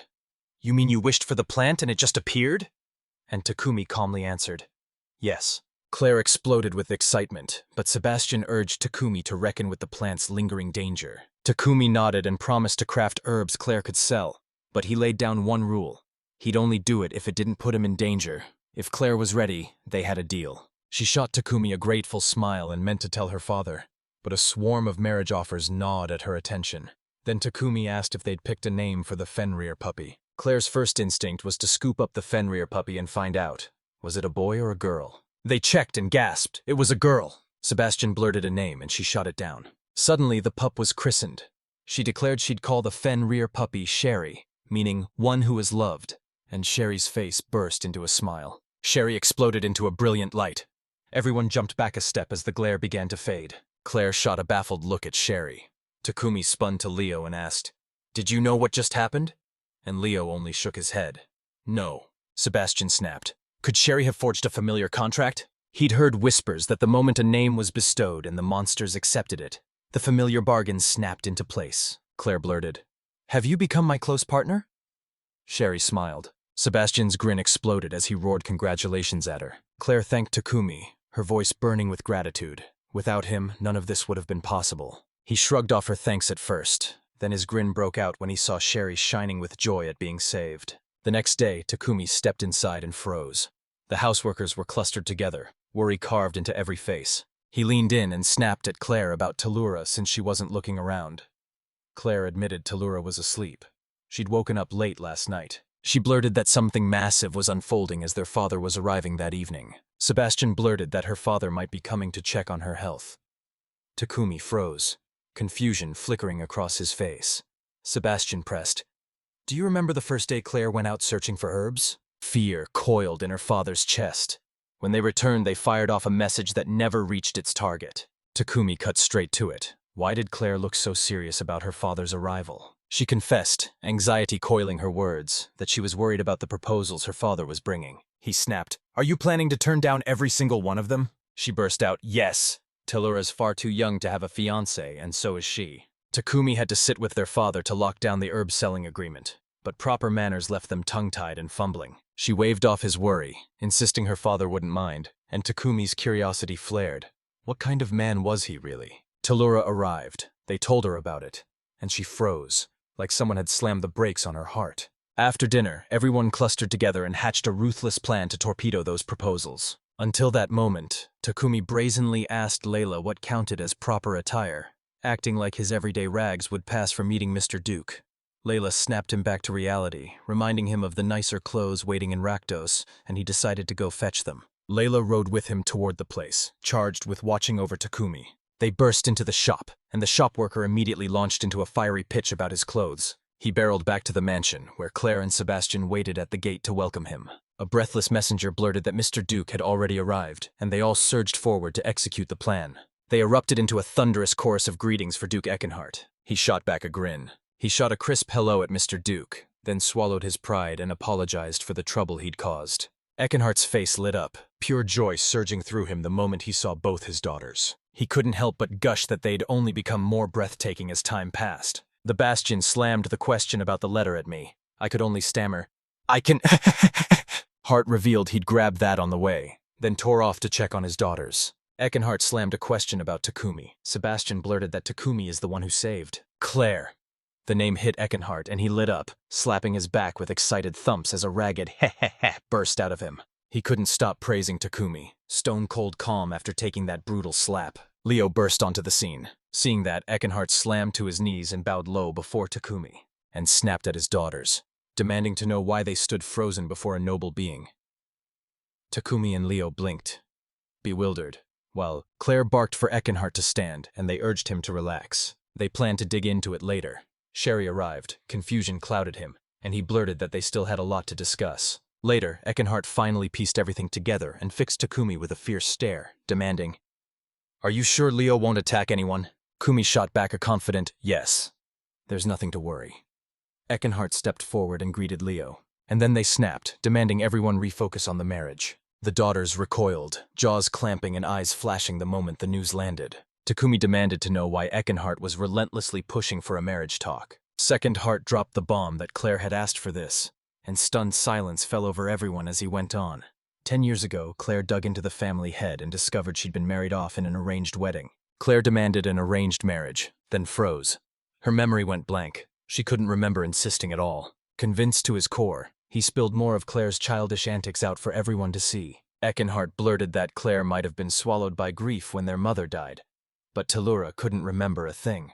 Eckenhart revealed Mrs. Duke had always been sickly, so carrying Claire became a brutal, relentless ordeal. They had it under control, but she slipped away the moment Talura took her first breath. Her name was A, and joy exploded in her chest. She had 2 beautiful daughters. Tears streamed down Claire's face as she choked out, "I'm sorry," to her father for everything she'd done. He threw out the question. "So, do we just pretend I never brought up marriage?" Claire shot back. "I'll pick my own partner!" Talura roared the same words back. He agreed, then flashed a sly grin and vowed to teach them how to handle men, only to find they'd already grown into poised, self-assured young ladies who clearly didn't need the lesson. Surprise slammed into Claire. She suddenly opened her mouth to speak, then saw Takumi and her cheeks ignited. Confusion seized Takumi while Eckenhart smiled. Her cheeks flamed and she shot back, "It's nothing!" He turned to Sebastian and implored him for a room. He needed to rest. Sebastian declared there was more to discuss. "That's the gift only Takumi can wield." Eckenhart snapped. "So your gift makes plants grow, Takumi?" Takumi braced to explain it and win their agreement, but Claire barreled in and explained first, unveiling the special energy. The second heart jolted, shock cracking through him, and he blurted, "You mean that high-quality plant?" She fired back a single, emphatic, "Yes." "He can conjure every kind of incredible plant, too." Sebastian revealed that Takumi had coaxed into life plants they'd never even seen before. They even pushed them through brutal trials to see exactly how they held up. Eckenhart's eyes snapped open as he grasped the plant's raw power, and he shoved the question at them. "What do you want?" Claire declared they were gunning for a sales deal with Takumi, and Takumi was all in. They'd turn it into gold, selling it under the ducal family name. Beck and Hart pressed Takumi for a yes. All good? But he couldn't sign off on a deal the other person didn't want. Nakumi shot back that he'd already seen the agreement's shining perks and hidden pitfalls.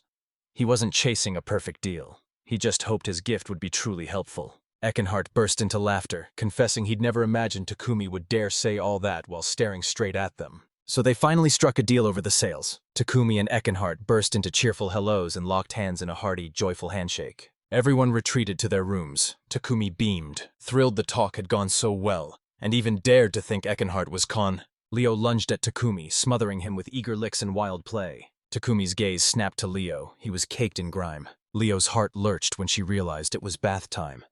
Dread flooded her, and she hated that choice with every fiber of her being.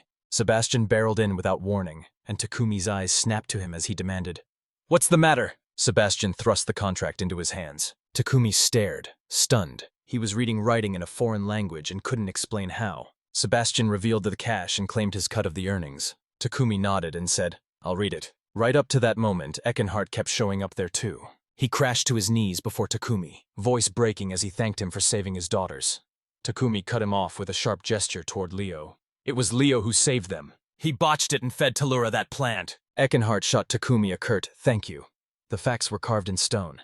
He then asked if Mrs. Leo was angry, but Takumi laughed and snapped a flat, "No." Sebastian rushed to help Eckenhart, but Eckenhart just wanted to be sure he wouldn't feel out of place. At the dinner table, Eckenhart's voice sliced through the clatter. "Takumi, did you manage to read the agreement?" Takumi snapped yes, then leaned in and said he had a few burning questions about it. They hashed it out, words clashing, and struck a deal. Claire revealed she'd hammered out every term of this agreement with Sebastian. Their father skimmed it, but Takumi's gift hands them the real edge. Flawless quality and an endless supply, so they never have to worry. Eckenhardt's mind slammed into overdrive. What would people say about Takumi once the truth came out? Kumi demanded one last term in the deal, the right to keep living in their house longer. Panic flared in him the moment he saw everyone's faces frozen in shock. Suddenly, Eckenhardt erupted into laughter and told Takumi to stay as long as he wanted. "Do we have to put this in the contract?" Sebastian snapped, and Eckenhardt waved him off, denying it and snarling, "Deal or no deal, Takumi stays until he wants." Takumi's surprise exploded. He blurted, "Are you sure?" They shot back, "Of course." Takumi slammed his signature onto the contract, then barreled into the bathroom to wash Leo. Eckenhardt insisted on seeing Takumi's gift. Takumi was handed an order form spelling out the plants he had to grow. His eyes snagged on a single cutting priced at 5 gold, and he resolved to ask about the payment later. Start by firing a blunt question. Why even keep such a tiny list? They vowed to work deliberately, pacing every move so he wouldn't burn out. Takumi's grin split his face. In the next scene, he stood with Eckenhardt, ready to unleash the skills he'd been honing. Takumi stepped up to the plant, channeled his power, and in seconds the little sprout erupted into a towering, fully grown plant. Eckenhardt's jaw dropped as amazement ripped through him. In mere minutes, Takumi blitzed through the order list. Claire's worry sliced the silence as she demanded to know how Takumi's health was holding up. Eckenhardt's jaw dropped as the plant shot up with impossible, almost laughable ease. He thanked Takumi, and Takumi's chest erupted with fierce joy. Finally, he could do this for the people who'd helped him stay. Sebastian strode in and declared the order complete. Takumi stepped forward to pick the plants. Eckenhardt blinked in surprise and asked if Takumi could do that too. Takumi agreed, saying it would help them more. When the dust settled, Eckenhardt locked eyes with Takumi and asked if he could wield a sword. Takumi shut it down. He didn't know the first thing about weapons. Eckenhardt barked at Takumi to learn how to defend himself. He warned he couldn't always be at Leo's side. Once he tasted victory, enemies might paint a target on his back. Takumi asked if that was true, and Eckenhardt shot back that anyone would claw for the special gift, and secrets slip out no matter how tightly they try to guard them. Takumi's jaw dropped as he blurted, "All of this was just for some plants?" Eckenhardt revealed that back home everyone was forced to survive on plants and medicine, and the plant he grew was nearly impossible to cultivate. Others crave poison. They'll hunt him down and seize him. People even started seeing him as a threat. So when Takumi grasped the stakes, he decided to act. He asked Eckenhardt to teach him to wield weapons. Eckenhardt agreed and began training him in sword fighting, and Claire said her father always had this odd habit. Spot talent. Teach it. Sebastian roared that Eckenhardt was a master swordsman, till Eckenhardt closed in on Takumi and roared, "Swords are the foundation of every weapon!" Before Takumi could get a word out, Eckenhardt thundered they'd start the lesson this instant. Claire cut him off, warning that Takumi had just unleashed his gift and training now would put him in serious danger. Eckenhardt's face drained of color. He'd watched Takumi black out once from using too much, so they called it off and agreed to try again another day. Back inside, Takumi grinned, fire in his chest. He'd give everything to learn sword fighting. Sebastian burst onto the scene and slammed a sword into Takumi's hands. Takumi practically choked the words out. "Is that the sword from the forest?" Sebastian locked eyes with him, and with a single cold nod said, "Yes, yes." He even slipped cash into Takumi's hand. They told him it was payment for the plants he'd grown. Takumi cracked open the small bag and a cascade of unfamiliar coins spilled out. So he looked to Sebastian and asked him to teach what each coin meant. Sebastian dropped the bomb. The lowest coin was iron. A pile of 100 iron coins equaled a lone copper coin. A single silver coin commands the same value as 100 copper coins. That's the final point. 10 silver coins equal 1 gold coin. He warned Takumi to pay with silver for most deals, because flashing a gold would leave merchants scrambling for change. Takumi's mind snapped to the exchange rate, racing through how much that cash would be worth in Japanese yen, and he added it up. 5.5 million staring him in the face. Rumi grilled them about house rates and discovered a normal house could be bought for only 5 to 10 gold coins. Sebastian shot the question, "Want more?" And Takumi shut it down with a firm shake of his head. Kumi then demanded to know the exact total they'd blown buying things in Ratos. Sebastian tried to shove it aside, but Takumi stood firm and insisted on shouldering the entire cost for him. After that, Sebastian announced it was time for dinner and strode off, while Takumi fretted, haunted by how terrifying the plants seemed. At the dinner table, Talura swallowed hard, her voice trembling as she pleaded to join them in their sword-fighting lessons. Eckenhardt burned to know why. Talura roared that she wanted a familiar and would fight tooth and nail to claim one. Clare pinned Talura with a hard look until she admitted it wasn't worth it. Sherry wasn't alone. Leo and Takumi were right there. Eckenhart refused the offer. He wouldn't let her train just to get a familiar. Talura confessed she couldn't explain why, only that she wanted it desperately. Eckenhart slammed the truth into her. She's just like Clare, and sword training isn't fun.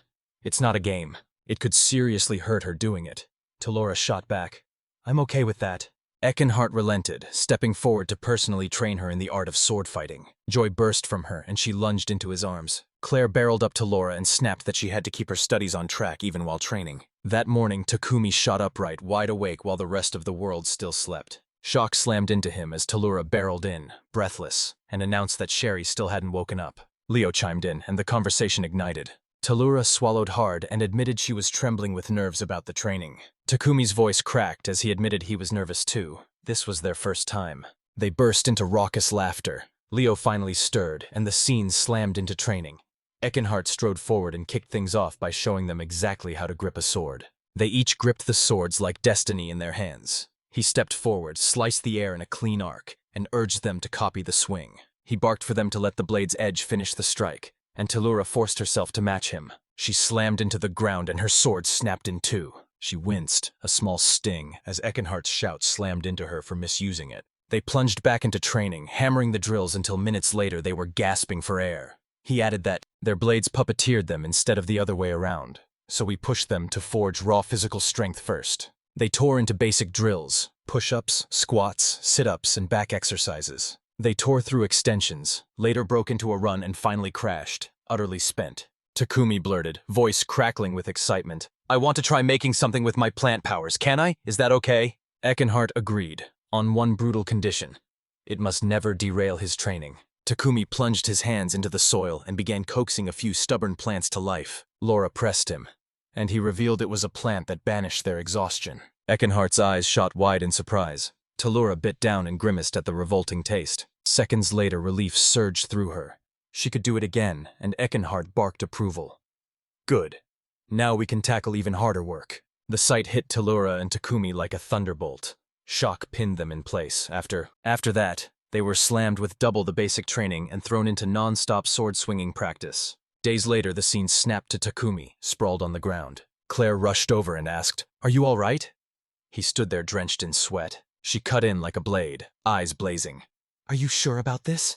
I can't hold my father back. Do you really want to learn?" She sold him on the guards, their protection and watchful eyes, promising they'd erase his worries and let him finally breathe easy. Takumi's chest tightened as he scrambled for the right words to tell her, and she worried over him far too much. Takumi vowed to her he'd never abandon sword fighting, even if he could hire guards to fight for him. He'd end up dragging too many people into his mess, and he refused to let Leo bail him out every time. She scoffed, insisting it bothered no one at all and wasn't strange. Leo is the strongest creature in existence. Takumi launched into a story about him and Leo, because that man had been the one who'd looked after her. He'd insist they had each other's backs. Leo keeps crashing in to shield him, and that proves they're not true partners.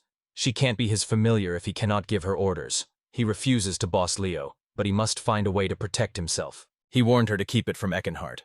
One word and he'd crank the training to brutal extremes. The moment she heard about the secret they alone shared, her cheeks exploded into a deep, burning blush. She decided to snap him out of it, just for now.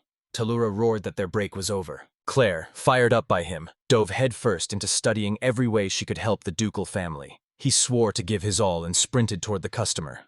Days later, Takumi suddenly asked about the fake fight, and Eckenhart revealed they'd stage a sword clash with him where he'd try to strike back. Clare's voice trembled as she asked if Eckenhart was sure. He urged her not to worry, promising to rein in his power, then barked for Takumi to attack first. Takumi clenched his jaw, charged at Eckenhart, and swung his sword with fierce intent. He whiffed the shot, missing it with shocking ease. Before Takumi could even react, Eckenhart laid a hand on him and snarled, "Drop your sword and you're open for attack." In a heartbeat, they vanished. Takumi moved to thank Eckenhart. Suddenly, Leo barreled in, a savage growl ripping from his throat as he pinned Eckenhart with a murderous glare, mouth opening to Ko. Rumi's gut clenched. Had she rushed over thinking he was actually being hurt? He roared at Leo to wait. Eckenhart was just practicing. Eckenhart checked if everything was okay, cried out, "It's the Fenrir!" Then crashed to his knees and bowed before the beast, begging for forgiveness. Clare burst in, insisting Leo was at her side. Then she froze as she saw him standing beside her father. Eckenhart felt the truth slam into him. The Fenrir was the living legend that materialized beside every guest of the wind. Takumi grinned. Certain Leo had stepped in for her, and he thanked him for it.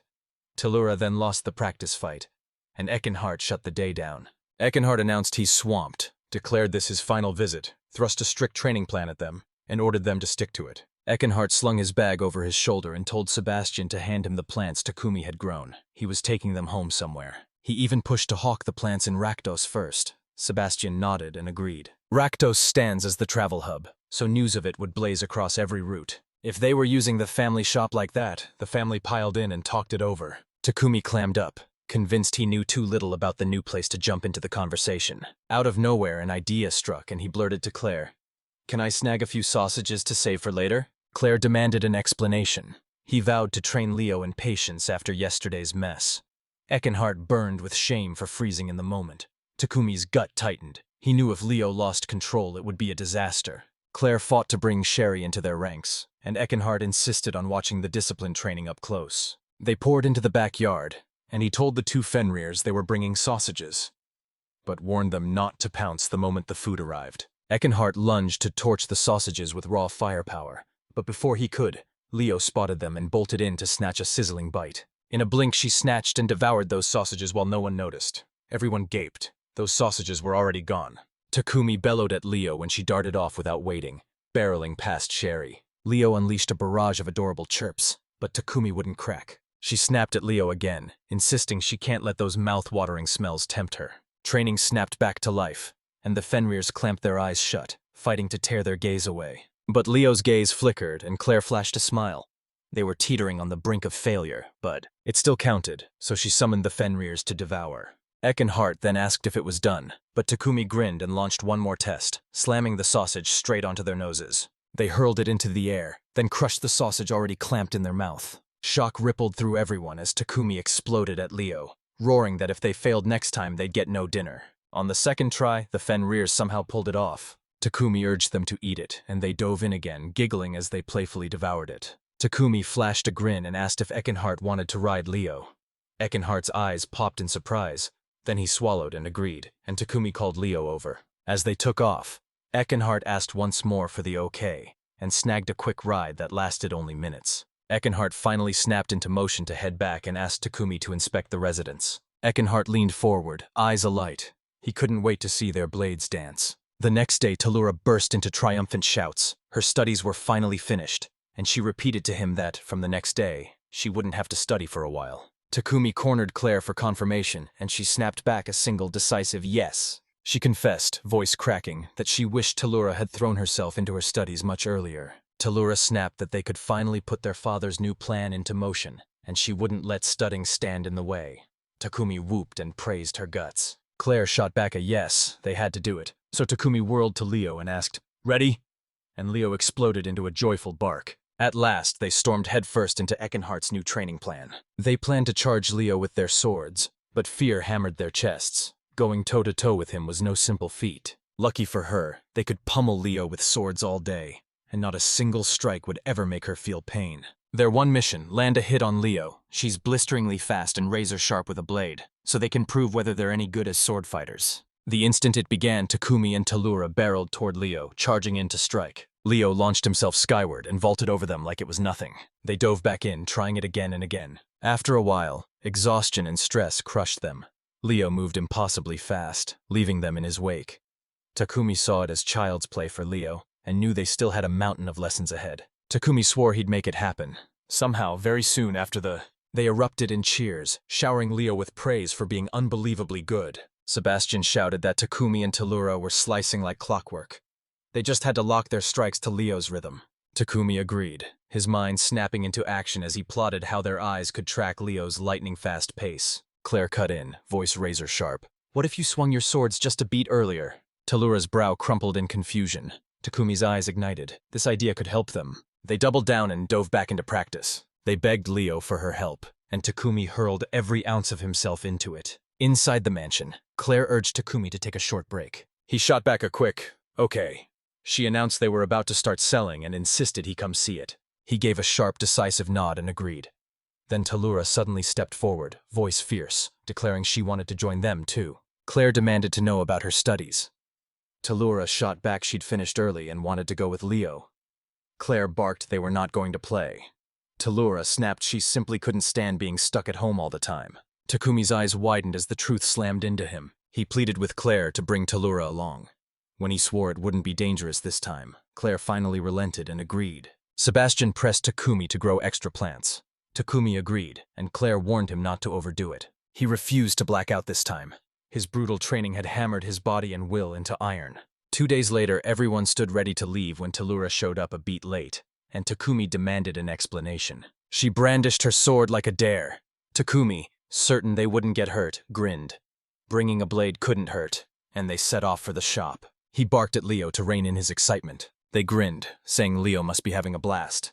Training had kept her from tearing around freely until now. Takumi also reached out to the laughing kids, kindness radiating from him, while Claire's gaze was locked on his beaming face, and someone blurted that she'd been talking about him. He went scarlet the moment he misheard it. He'd misunderstood, and she grinned at him. He scoffed and even asked, "Was it really that funny?" Sebastian roared with laughter, hanging off the side of the carriage as he drove it. At last, they made it to their destination. They darted through town to the shop, pointing out to Takumi the exact storefront where they'd sell the plants. Takumi's eyes snapped to the shop sitting on the first floor. He fixed Nicola with a sharp look and told him to watch Leo and Sherry. Takumi stepped inside and stopped cold at a stranger who smiled, introduced himself as Callus, and announced he'd been installed to run the shop. Takumi pressed, curiosity burning. "How did you know about me?"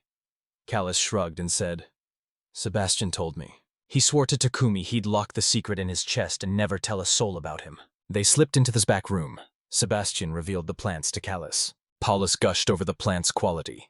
They rarely find specimens this perfect. Callus summoned the other workers and urged them to tend the plants. Takumi snapped, "Are you doing something with them?" Callus grinned, saying they'd sort each into its own tiny box and sell them off one by one. Alice hauled a table out of the shop and declared he wanted to showcase the plants. It was their first time selling them. Callus's terrified scream ripped through the air. Takumi bolted outside and found Callus cowering before Leo. Sebastian jabbed at Callus's memory until Callus remembered he'd already told Sebastian about Leo. Claire snapped that he shouldn't worry about Leo. She wouldn't hurt a soul. Takumi begged Callus to pet her, and when Callus's hand glided over her, Takumi felt the tension drain out of him. At last the display gleamed, and the small packets stood in neat rows. Now all that remained was to wait for customers, and inside, Takumi and Claire burned with hope that sales would finally ignite. A thunder of noise exploded outside. They peered out and Takumi froze. An overwhelming crowd had flooded the street. Sebastian practically cheered. Callus had nailed it. Getting kids to pet Leo pulled their parents in, turning the whole idea into a brilliant win. Takumi rushed out himself and asked Callus if everything was all right. Callus revealed Leo was far more famous than they'd expected. Takumi zeroed in on Leo's face, her eyes clouded with confusion. It was her first time dealing with this, and she was clearly out of her depth. Those words hit, and Callus froze, nerves coiling like a spring. Takumi closed the gap to Leo and praised her for staying calm. He snapped at Leo to unleash a thunderous howl, and that single cry stunned every child into silence for a few heartbeats. Takumi smirked and declared, "If you want to pet her, get in line." Callus nodded and stepped up to wrangle the kids into a neat queue. Takumi urged the parents to rush out and grab plants if they wanted. Hours slipped away as everyone got swallowed by chores, and at that moment, a kid yanked Takumi from behind. Takumi spun and demanded why, and the kid begged him to come along. Before he left, Takumi grabbed Leo by the shoulder and barked for him to be careful and keep his cool with the kids. But the kids were already yanking him off toward who knows where. Minutes later, he slipped away, leaving Takumi with a man who shoved stakes into the kid's hands as payment for doing it. That man was one of the people Takumi had run into before. Takumi braced for handcuffs, convinced the man had been arrested. Then Mac swaggered out, released for being well-behaved. Takumi demanded why Mac had tricked the kid into bringing him, and Mac just smirked.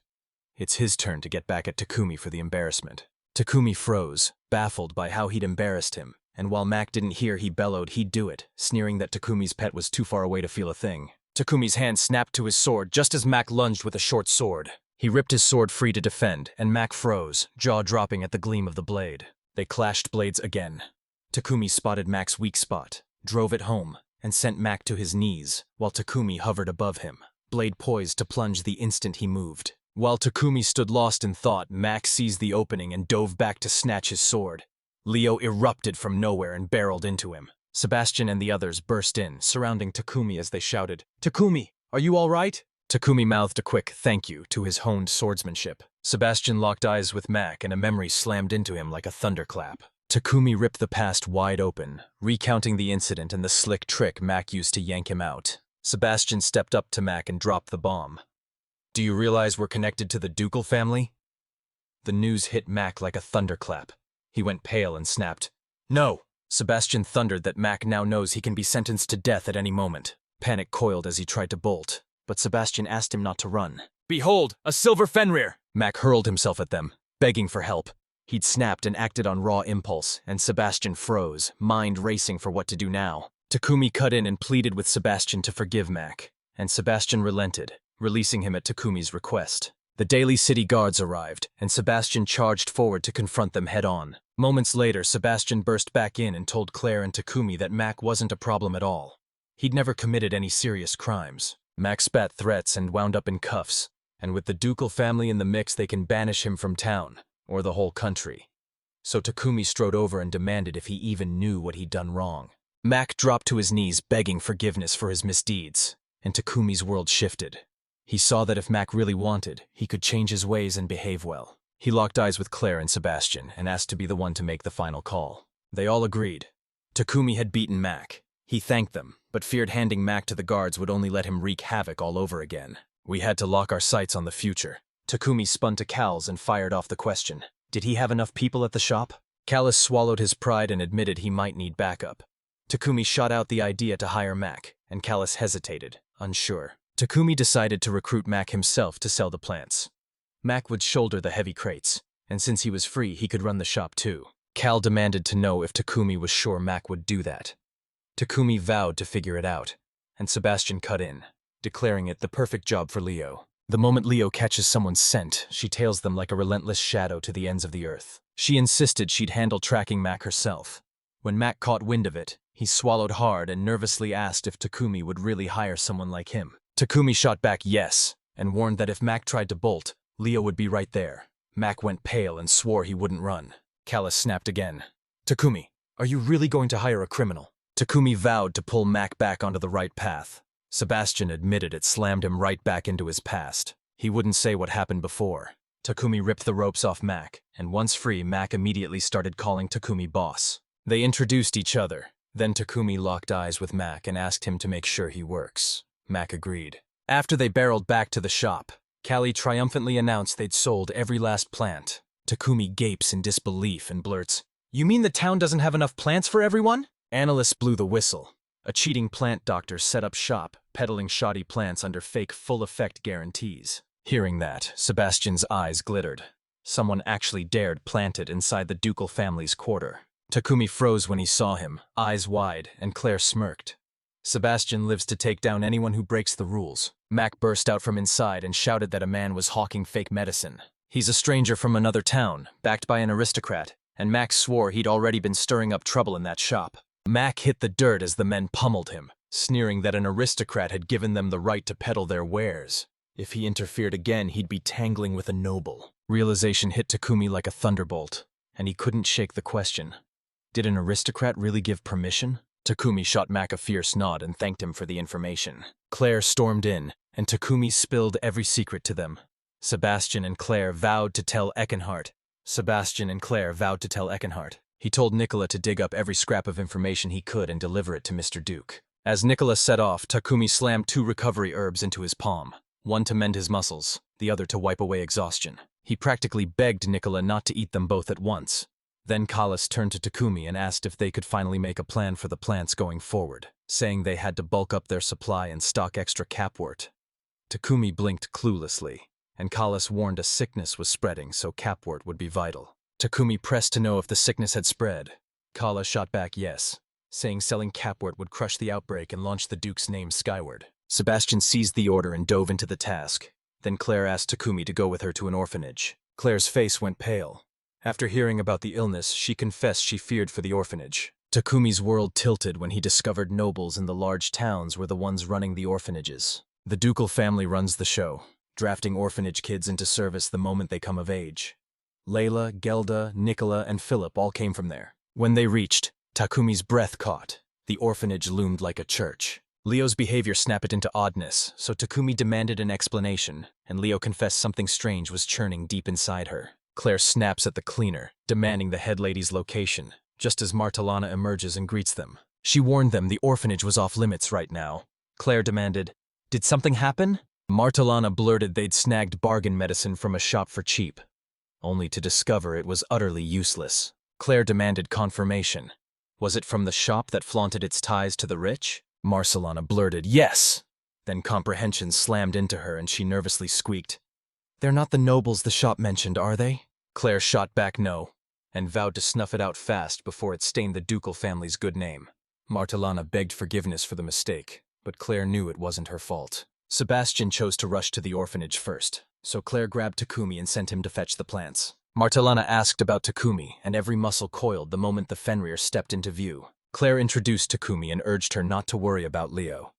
Sebastian. Takumi's heart slammed when he realized Claire had been concealing his secret ability, and they traded strained greetings. They burst into the orphanage and froze. The sight of the kids left them reeling. Sebastian checked and slammed down the verdict. It's the exact same condition as Talura's. Takumi sensed it could be a brutal cold, so they gathered and tore into a tense discussion about it. Takumi leaned forward and shot, "Do you need Capworth?" Sebastian answered with a firm yes, and Takumi waved it off, telling him not to worry about it. They stormed into the orphanage yard and Takumi unleashed his plant-growing technique. Its effects hit unevenly. Most kids recovered, but some still lay on the ground. Gratitude crashed over Takumi as everyone thanked him for it. He demanded they swallow the same medicine, even if they never fell ill. Marantellana, eyes wide and baffled, demanded to know why, and Takumi snapped that she might have caught some of the sickness germs. Relief slammed into Sebastian when they finally cracked the illness. Claire spun to Martellana and asked about the capwort, and Martellana admitted someone had bought the town's entire supply. 2 weeks ago they caught wind someone was hawking it for rock-bottom prices, and Claire's gut screamed that something was off. Sebastian and she dove headfirst into the mystery, chasing a tangled knot of eerie connections. She revealed the medicine arrived 2 weeks ago, and the illness hit right after. Takumi fired back, "So the shop planned the whole thing?" Claire and Sebastian know it for certain. They bought the plants and then laced them with something. Sebastian abruptly announced he had to leave for a while. Takumi snapped, "What's wrong?" Claire confirmed Sebastian was helping Nicola search, then implored Martellana to let them stay at the church until he returned. Takumi shoved Leo toward the group and barked, "Go play with everyone!" Talora rallied every kid and urged them to rush over and play with Leo together. Everyone swarmed around Leo, laughing and playing, while a child slipped through the crowd and edged up to Takumi. Her name was Militia. She thanked Takumi for the help, relief blazing in her voice. "She's fine now." She even forced an apology out to the mistress, but she burned to thank him face to face. Martellana leaned toward Takumi and confided that Militia is the oldest kid at the orphanage. She usually bolts off to work, but right now she's here helping. Militia shot back that working at the orphanage is noble work. She said she likes helping people, and Claire revealed Militia rejected their job offer for that exact reason. She owed everything to the Militia who raised her, and that fierce gratitude drove her to help anyone in need. Takumi leaned in, eyes blazing, and demanded to know what Militia meant by helping people. They hesitated. Takumi threw out selling vegetables as a way to help and pressed, "What does the Militia like to do that would help others?" She admitted she'd been overjoyed when he cured everyone, but she couldn't do the same. She ran no orphanage to shelter them and had no medical knowledge to heal them. He slammed out the answer, "Study and it can be fixed." Now she had to choose. She hesitated, then blurted, "Doctor," and asked if Takumi would teach her. Pretending to be a doctor, Takumi's ignorance blew up in his face and landed him in deep trouble. He demanded to know why, and she grinned, saying he'd whipped up a fix in a heartbeat. Now every kid was back to playing, laughing like nothing had ever gone wrong. He shouted that he finally understood what she wanted. She practically glowed and asked, "Are you ready to teach?" He raced to Claire and asked if the Militia could crash at their mansion. Claire shrugged and said fine, but she slammed the door shut. Militia would never share a room with him. He refused it too. Martellana leaned in and pressed, "Takumi, are you really okay with this?"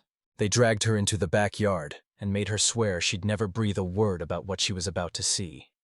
The same secret the ducal family had always guarded. Takumi channeled his gift power and forced Capwort to burst up from the soil. Eyes locking on the stunned Militia, Takumi unleashed the truth about his ability, talking straight through until Sebastian stormed in. He vowed to hand the rest of the intel over to the Militia, and Claire's face erupted into joy the moment she spotted Sebastian. Minutes later, realization slammed into Militia. Everything snapped into place. Kumi asked, "Are you confused?" She shot back, "No. It blows my mind that a skill like this even exists." She then turned to Takumi and boldly declared him a special person. She even called him a teacher. She swore she'd obey his every command and push herself past her limits to master medicine. Takumi. He recoiled at the word teacher, certain he hadn't earned it. She reached out and said it didn't matter. She'd always seen him as the teacher of her life. Dread coiled in Takumi, first boss, now teacher. Bewilderment clawed at him. Seeing him, Claire's face ignited into a dazzling smile and At last, Takumi can't wait to dive into everything about the Militia.